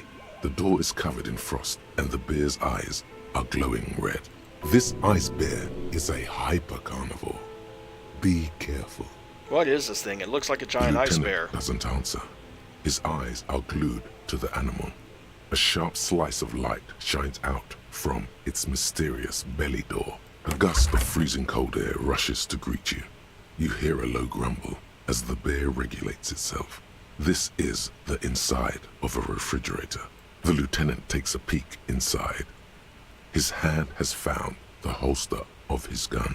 Relax, Kim. It's a fridge. Of course, just a giant ice bear-shaped fridge. He relaxes his hand, his face bathed in the harsh light of the open Let's fridge take door. a look inside. The Look shelves inside. are empty. All you see are crumpled ice cream wrappers with the brand name, Revachol Ice City. A handwritten note has been attached to the door. The fridge is huge. Take the you note. Pocket the note and the little fridge magnets keeping it on the door. Examine one of the ice cream A friendly wrappers. cartoon bear smiles back at you from a glossy cellophane wrapper. It looks nothing like the fridge. The paper still smells of vanilla and chocolate. What is a giant bear-shaped fridge doing in an abandoned cellar in the first Good question. place? It looks like an ice cream fridge. He reaches for one of the wrappers. He studies it in the light. Somewhere in the past, it's summer. 5-year-old Fifette lets go of her mother's hand, change jingling in her pockets as she hops towards the ice cream stand right across the plaza. I love how he pronounced that, considering you're looking at a giant bear with glowing red eyes. It sounded to me like he called it an ice cream stand. I know. What an unfortunate marketing choice. What is even worse, the bear is still costing them money to this day. The lieutenant points at this red snaky cable running from the fridge. The fridge buzzes with energy. The electricity bill on this thing must be catastrophic.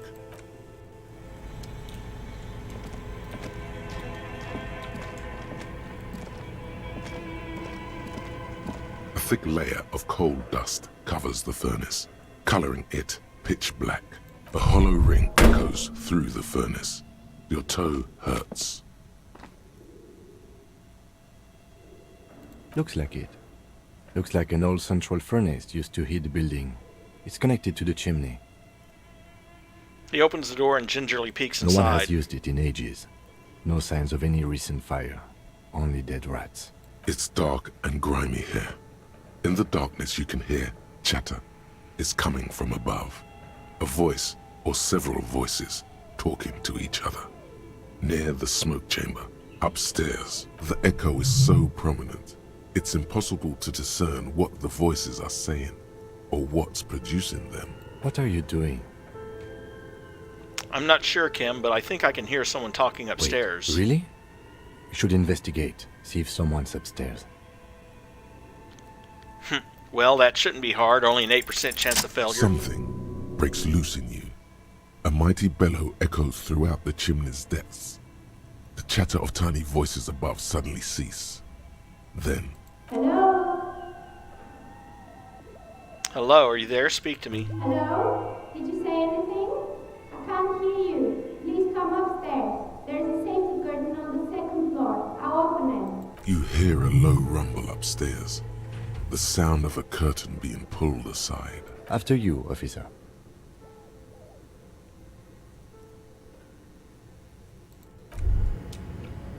Bent metal, broken glass.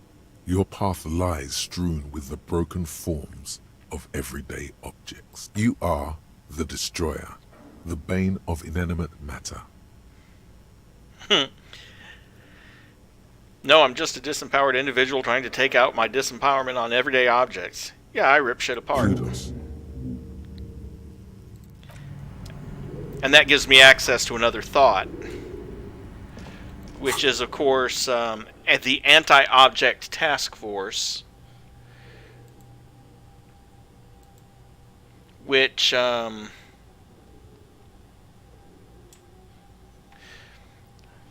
if I study that, no, not the Jamrock Shuffle. If I study that, it temporarily reduces my pain threshold by 2, but then afterwards, it actually increases my learning cap for all my physique-based skills by 1, and attacking an inanimate object actually restores health.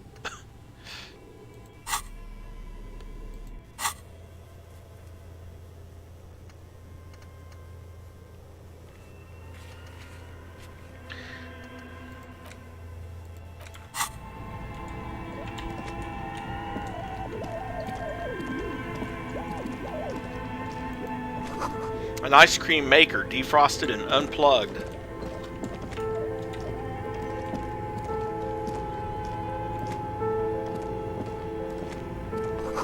The flashlight casts a strange shadow. There's a hidden doorway here.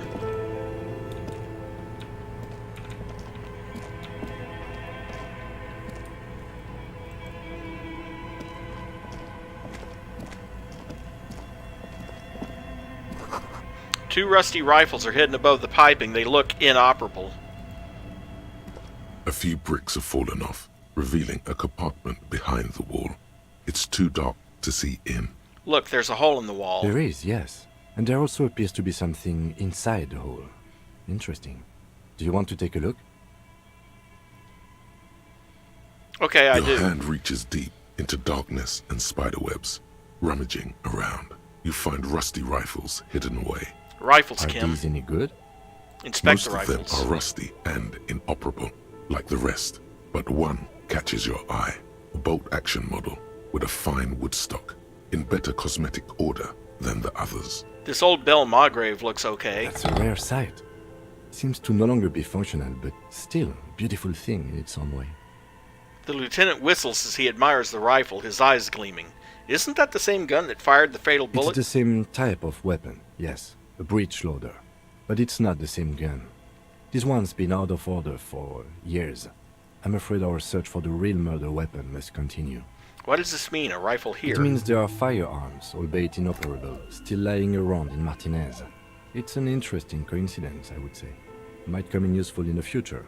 He likes this find. Where are we? Seems like an old bunker from the Revolutionary period.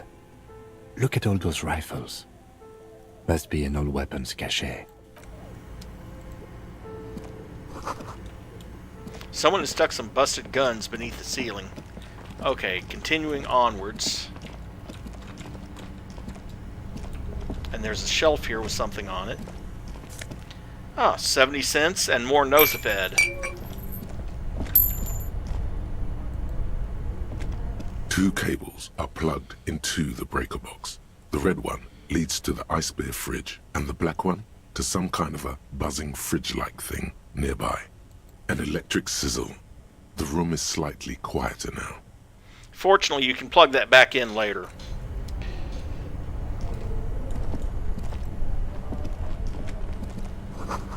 A frozen ice cream maker that's still running. Only the black cable is plugged into the breaker box, while the red something close to you. Why did you do that? I don't know why I'm... It's black. It's not like The it's a red lieutenant one. raises his brows, but doesn't say anything. And the answer is I can come back to this, well, I can come back to it like tomorrow and it'll be,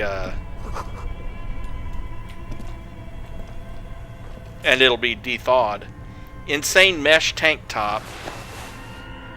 More clothing.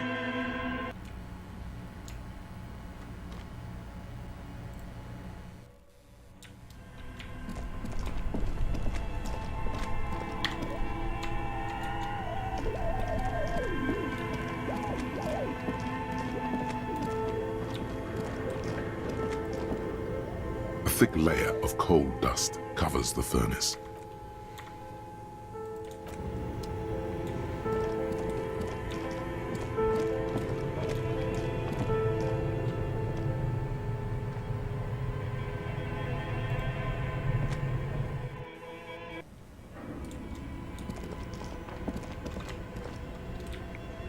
Okay.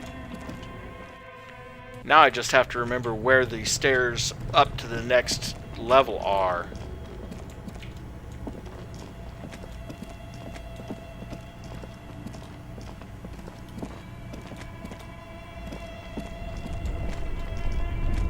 Oh. A stellar window. People's feet shuffling by in the street. Get out of the way, Kim. 45 more cents.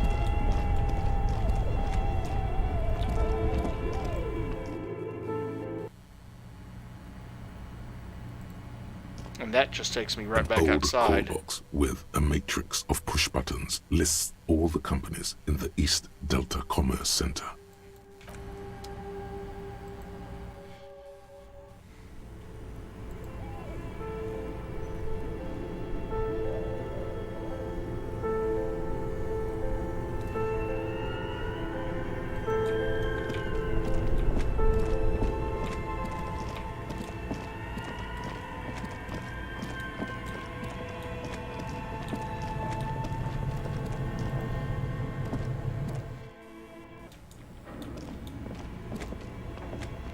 Tiles on the cube are still smoldered. The speaker... Good evening. Please repeat. Is this the production? Why did you call me schedule? Fortress Accident? Fortress Accident is the company on whose name the terminal you are currently using has been registered to. Do you have any other information? One moment. You hear her flip through a catalog before she reads out. Fortress Accident SCA produces revolutionary interactive call-in radio games. That's what the catalog says. And what's that? Any other questions? You hear her ask when the connection finally improves. Thank you. Tiles on the cube are... I forgot about that. That's, 5 extra XP for asking about that. How are we doing, by the way? 10 XP away from another one.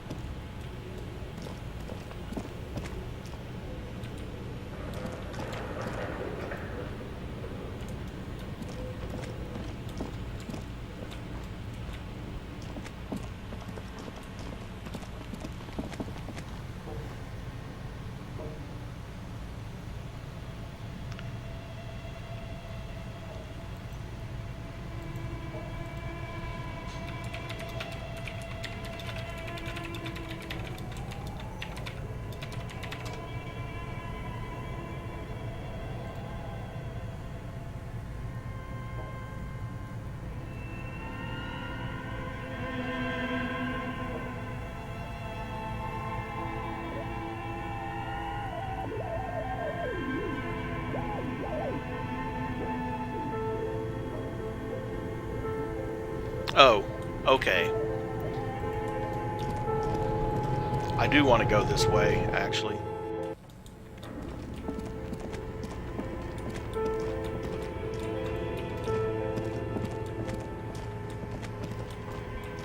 And through that door.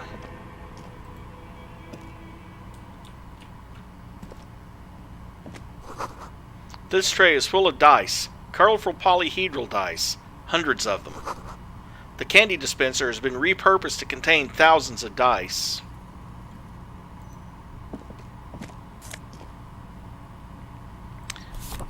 Take another postcard that I can sell. Hello, I'm Nia. A bird-like woman sits on a throne of tools with emerald light shining through her hair. Did you try knocking on my window? I must have missed you. I've been listening to my Melius. She taps on her headphones. So what kind of die are you looking for? She's got a direct view to the backyard. You should interrogate her about the lynching. Yep. Welcome to the quote-unquote curse. Woman back here making dice. Yes, Amelia is like a call-in station. You need a two-way radio to access one. That's why I have these. She pats the headphones on the table. Mostly, they just teach you to swear in different languages. But some of the stations can be quite interesting. I was so absorbed, I must have missed you knocking. You must have me confused with someone else. I haven't knocked on your window. Then how did you get inside? By the south entrance? You know what? It doesn't even matter. What matters is that you're finally here. Let's talk dice. Did you have something specific in mind? Why are you asking me about dice? I'm a novelty dice maker. Tell me the name of your role-playing system and I'll make the die you need. That's why you're here, yes? As she speaks, her bone-like fingers fiddle with a ring. Her bones light, but her hands strong. Role-playing games? You know the one made by Fortress Accident. Does that count? Sure, I like role-playing games and I Very need some good. dice. My rate is 10 real per set. Take a look around and see if there's any particular stone you want to use. What do you know about the man who was lynched behind the whirling in rags? Nothing really. I didn't know him. The lieutenant looks at his notebook. Then, the woman under the large window. Your window looks directly onto the courtyard. You're saying you didn't see or hear anything unusual last Sunday evening? I'm sorry, detective, but as you know, I usually have my headphones on when I'm working. It shuts out most of the daily ruckus behind my window. What do you mean by the daily ruckus? Well, there's always something going on in the Whirling's backyard. She stops to try and come up with an example. During daytime, there are usually those kids. And lately, I've been seeing a lot of drunk workers hanging about. Must be because of the strike. But I never saw anyone during that fateful Sunday night, I'm afraid. And you never took your eyes off the work to look out the window? Have, but in this case, all I would have seen is my own reflection staring back from the darkness. It's really hard to make anything out in the yard when it's dark outside. Besides, I rarely get up to look out the window when I'm in the zone. Do you often work Sunday nights? It's an odd profession, making dice for people. But I like it, and I prefer doing this to sitting at home. She nods. Anything else, officer? Of course. Tell me what you have in mind.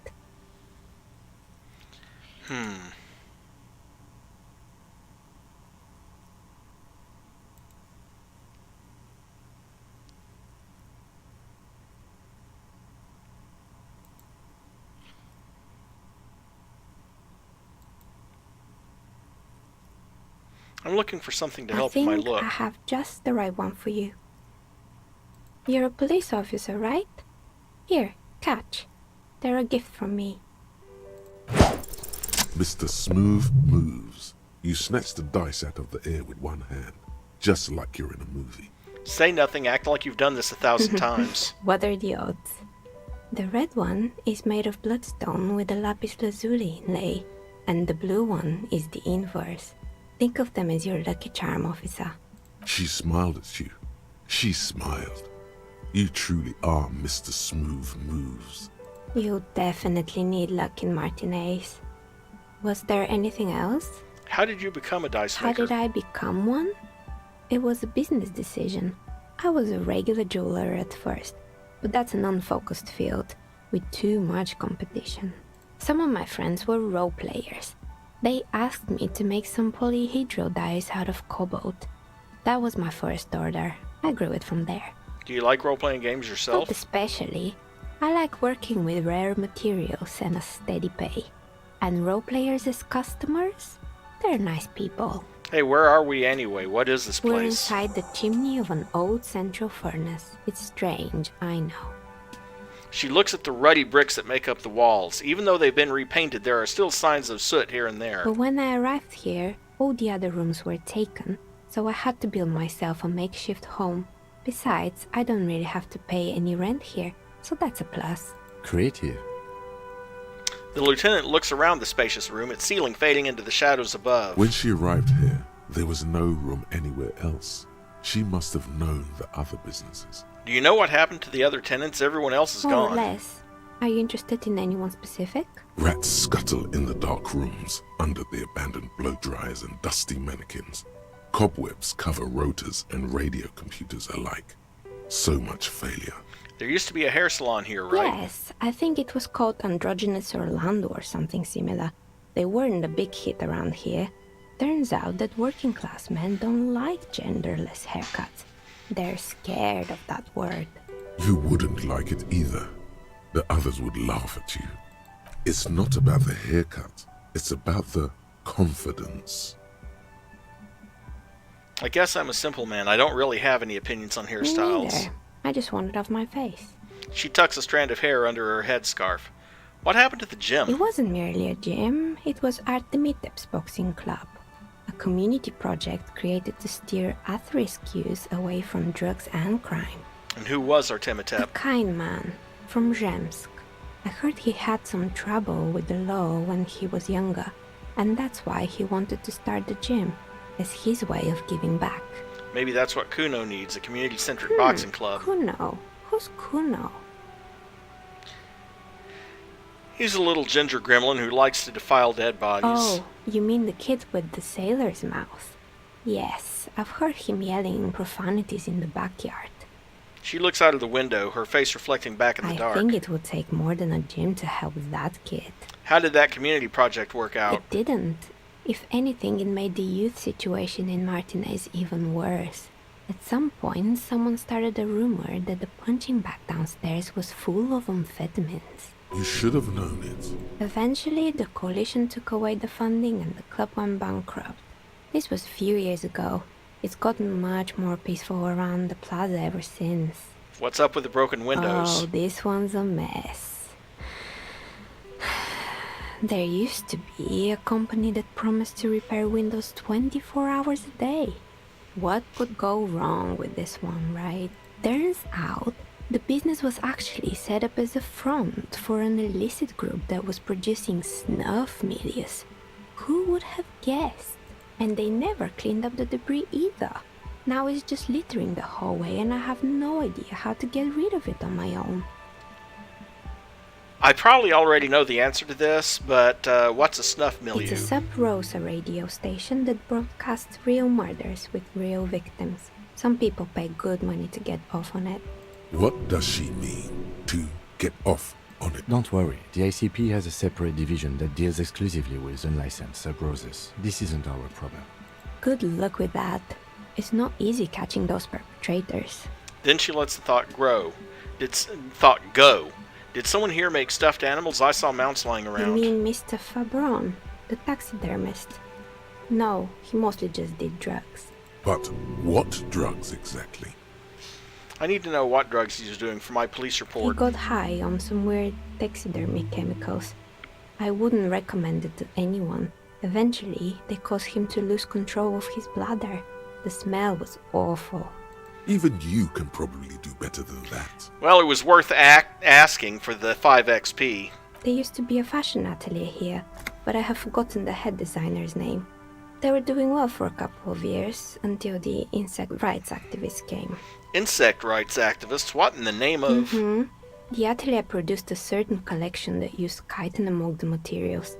Apparently chitin is made in the Occident, where it's extracted from beetle wings. And you know how all kinds of political movements are big in the Occident.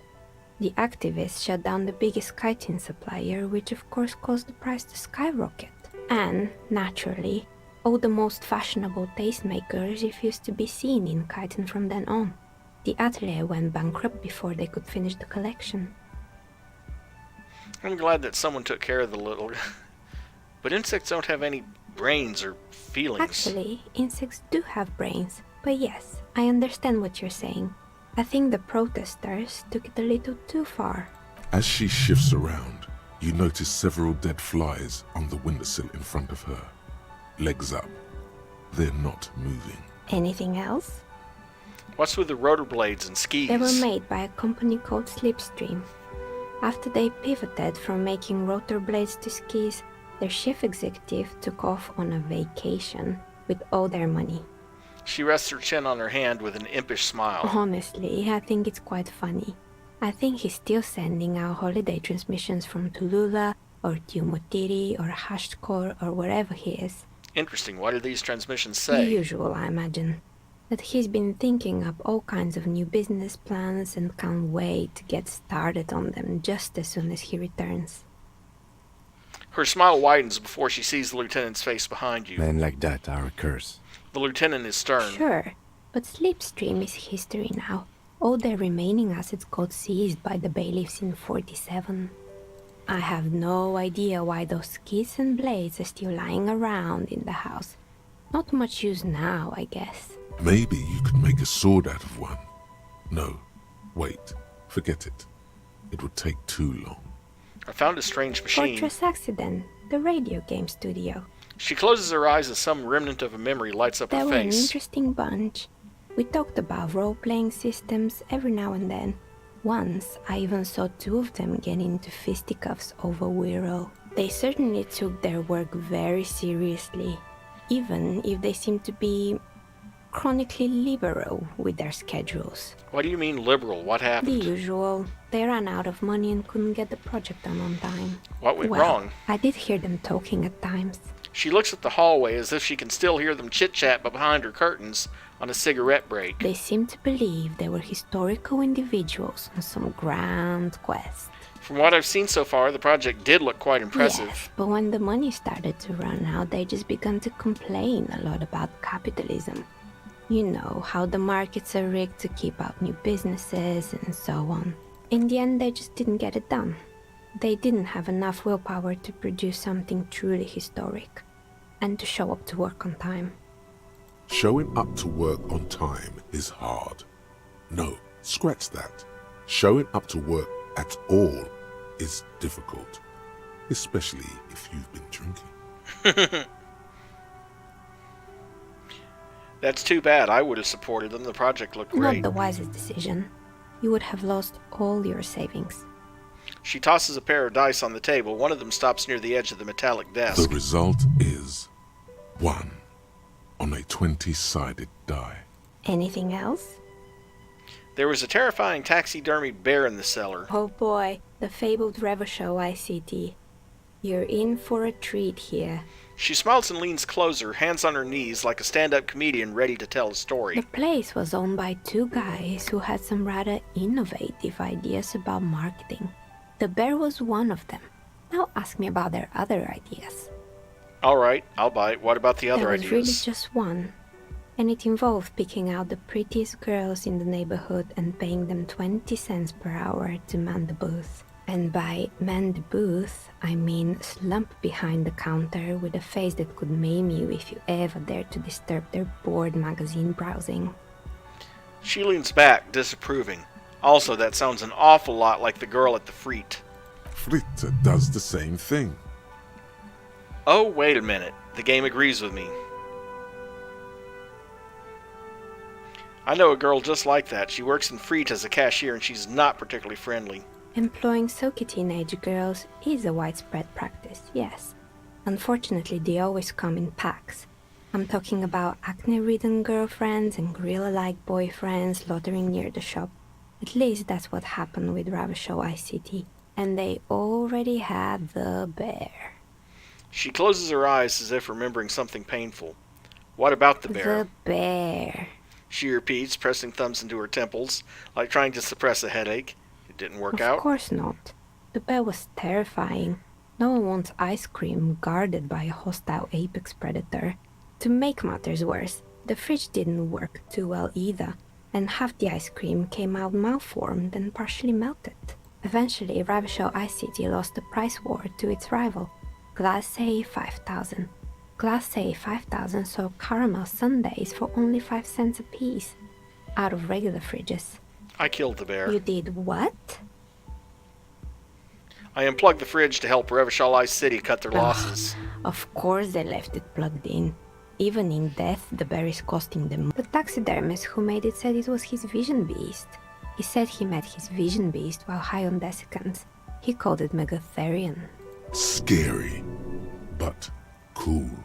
What's a vision beast? It's an imaginary beast that guides you through life by telling you to do more drugs, mostly.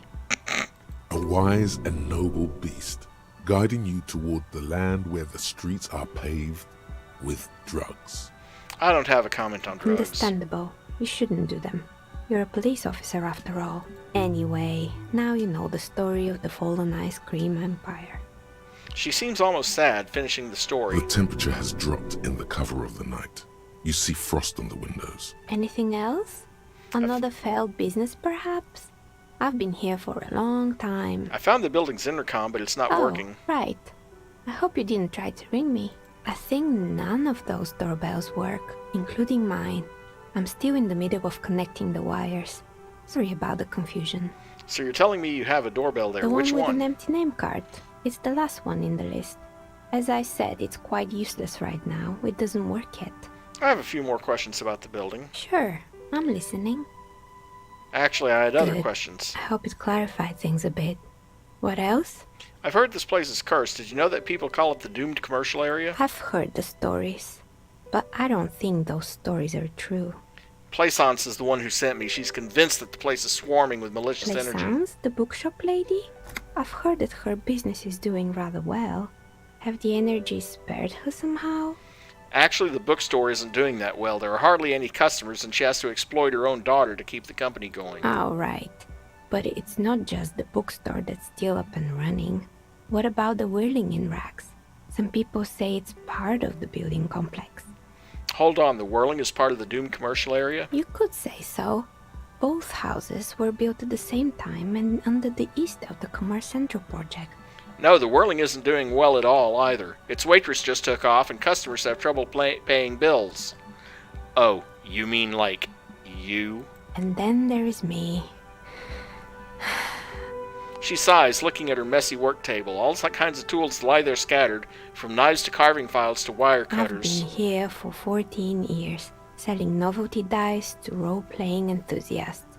Not exactly a million-real business idea, yet somehow I've survived despite the talk of malicious energies. Strange, isn't it? It's because she's in cahoots with the demons. I'll be the first to admit there are many inconsistencies in the so-called curse. I was just about to ask, what do you think? Do you think the curse is real? The jig is up. The she-demon knows you've uncovered her true identity.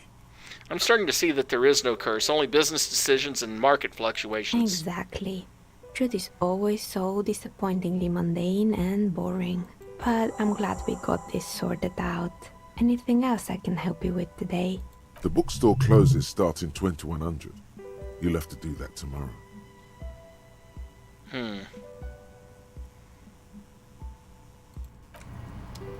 Let's see if I can...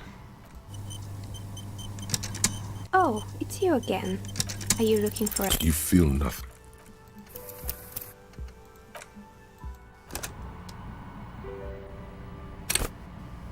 Oh, it's you again. Are you... A gust of cold air sweeps through the chimney. The stones and minerals on the shelves rattle as though agitated. For a moment, it almost feels as though you're outside the building, exposed to the atmosphere. This is still just a theory, but hear me out. I think I know why your business hasn't Didn't failed. we already talk about this? She asks as the wind continues to seep in through the cracks in the chimney. It's because you're not in the same building as the others. This isn't technically the Doom commercial area. What are you talking about? My address is exactly the same. Rue de Saint-Guilain 10. No, the old coal plant that used to be here was subsumed into the new venture. Its ruins swallowed up. Yet it has a different address in the heart of the city. No, this used to be a coal plant. You're in a chimney of another building. This doesn't make any sense. She looks around for the makeshift nest that she has carved out for herself. Are you bewildered. saying my business was spared because of a technicality? Where is this coming from?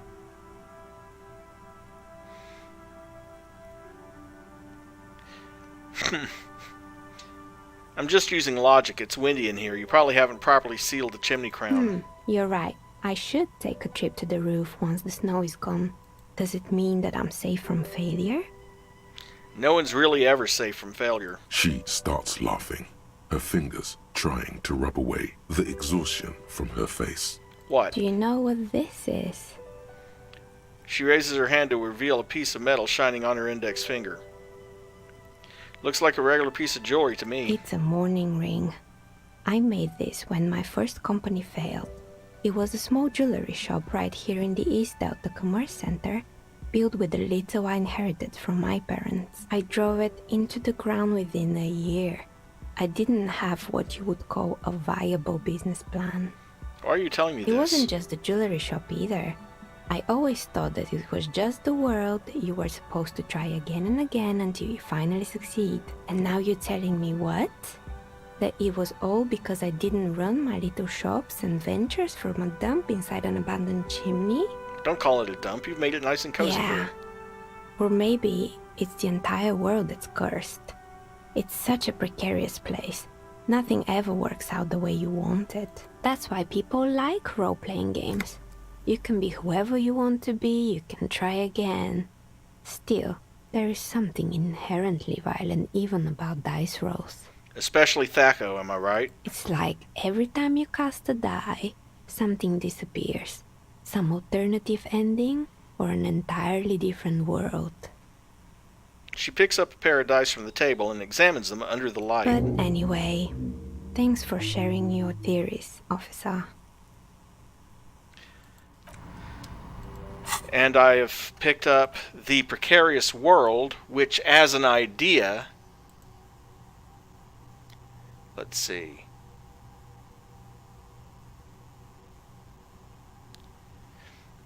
Yeah. If you take that, all red checks fail automatically until you've internalized it. But once you internalize it, your critical success and failure thresholds are reduced by 1. In other words, a critical success happens on an 11 or a 12.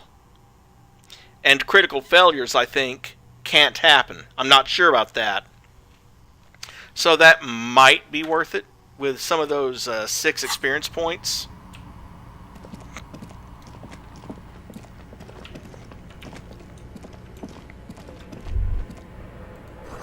The floorboards creak. Shoes in a puddle of melting snow, probably hers.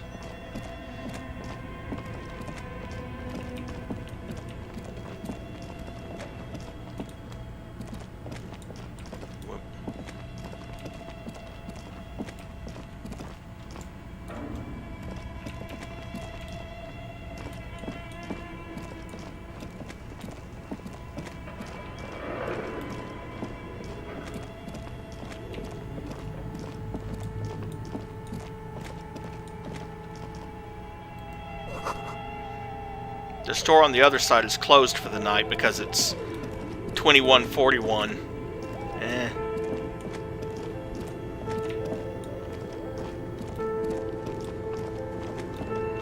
Well, that gives us our first thing to do tomorrow. In the meantime...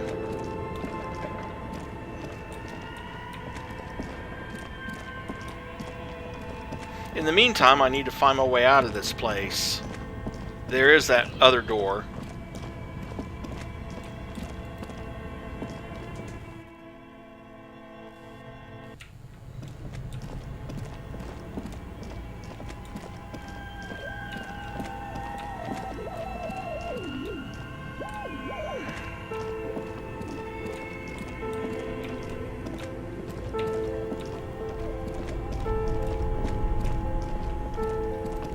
There we go. Well...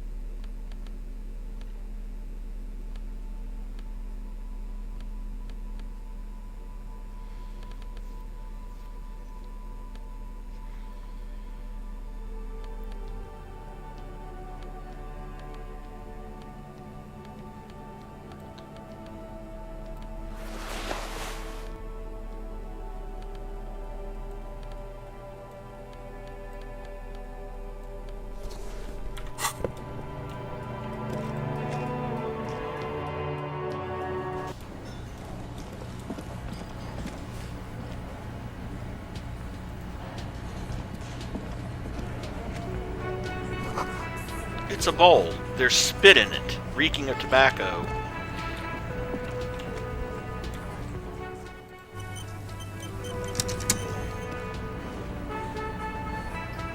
I'll talk to them tomorrow. They'll be there.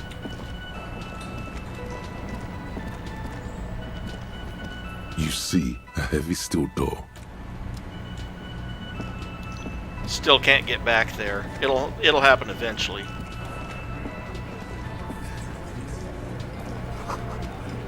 Photos of men in overalls toting guns and Union placards.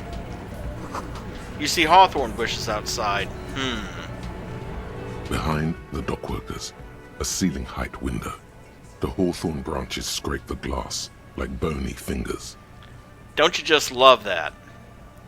Perception, very low, 3%. Minus 12 penalty because it's not time yet. Whatever that's supposed to mean.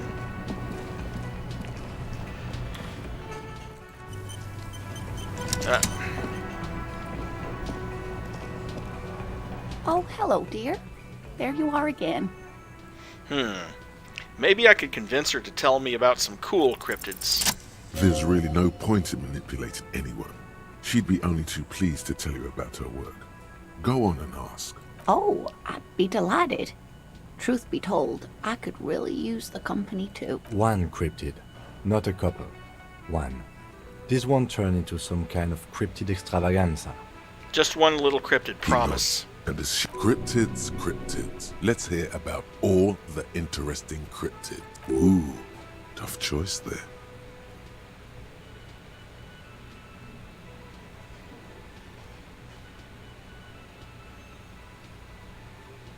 The gnome of Jeroma. The gnome of Jeroma? Oh, yes. None of its victims survived.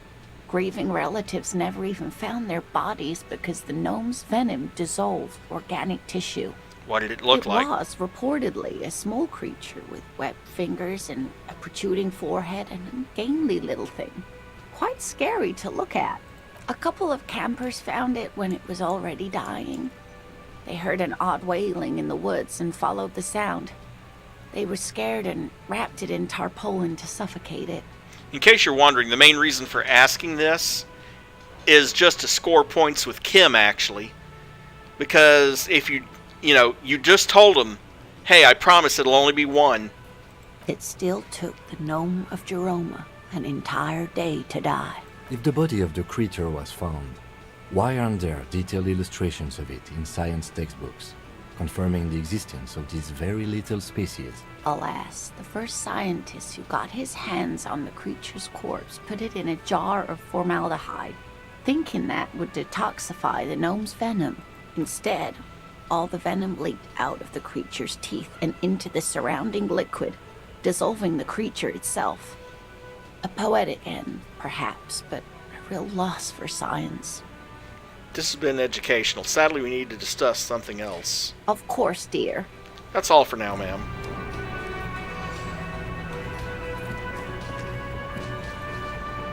Can I help you? About my bill for 20 tonight. real? Good. Yeah. You got the room for the night, but remember, you'll need another 20 real tomorrow. How could anyone forget, asshole?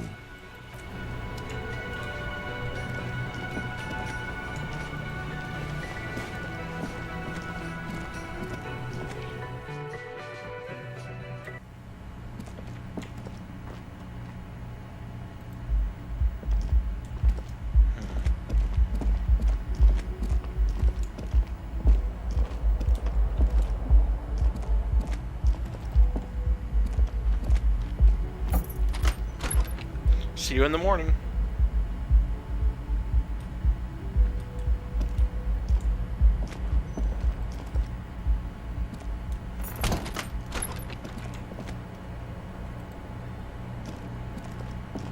The bed is still cold from the broken window, and not too inviting.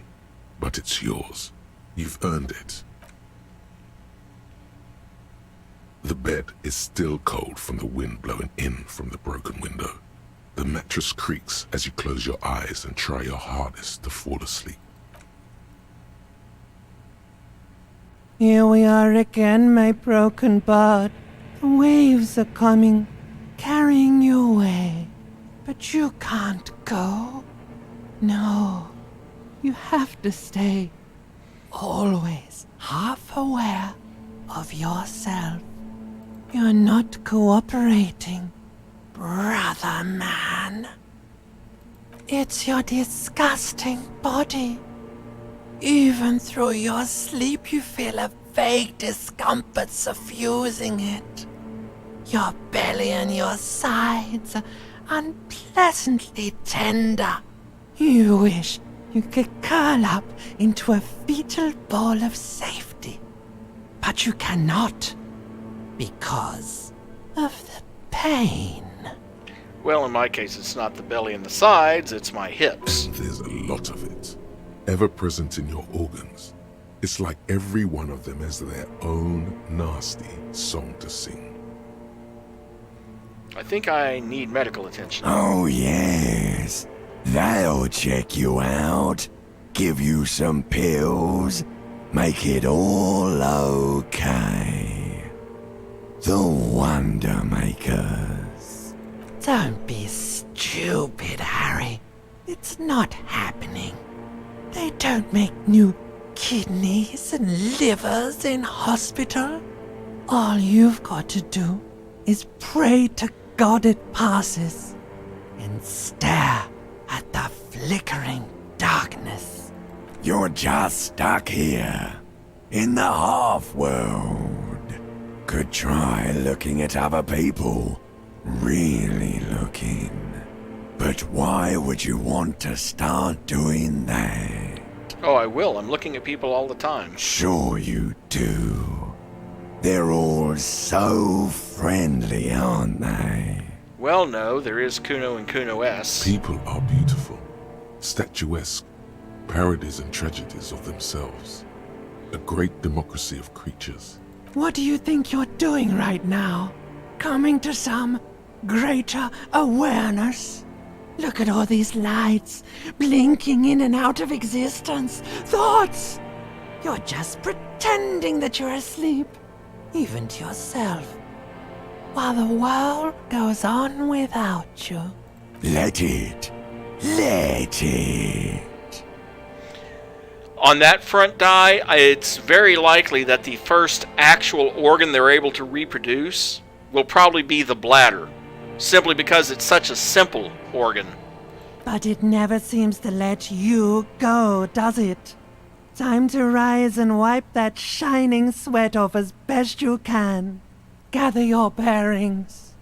Rock and roll.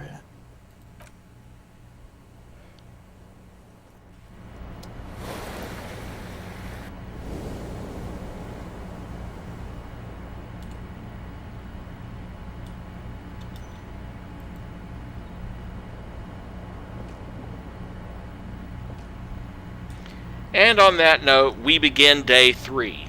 Since there's only about 20 minutes left before the 4-hour mark, I think this makes a good point to end it for today. We'll leave it here and pick it up in the next stream. Again, a quick reminder, if you're watching this later and want to support the channel, don't forget to like and subscribe. I also have a link to my Discord down in the description. It's not very fancy, it's just a place to hang out right now and talk about video games. And have a great rest of your day.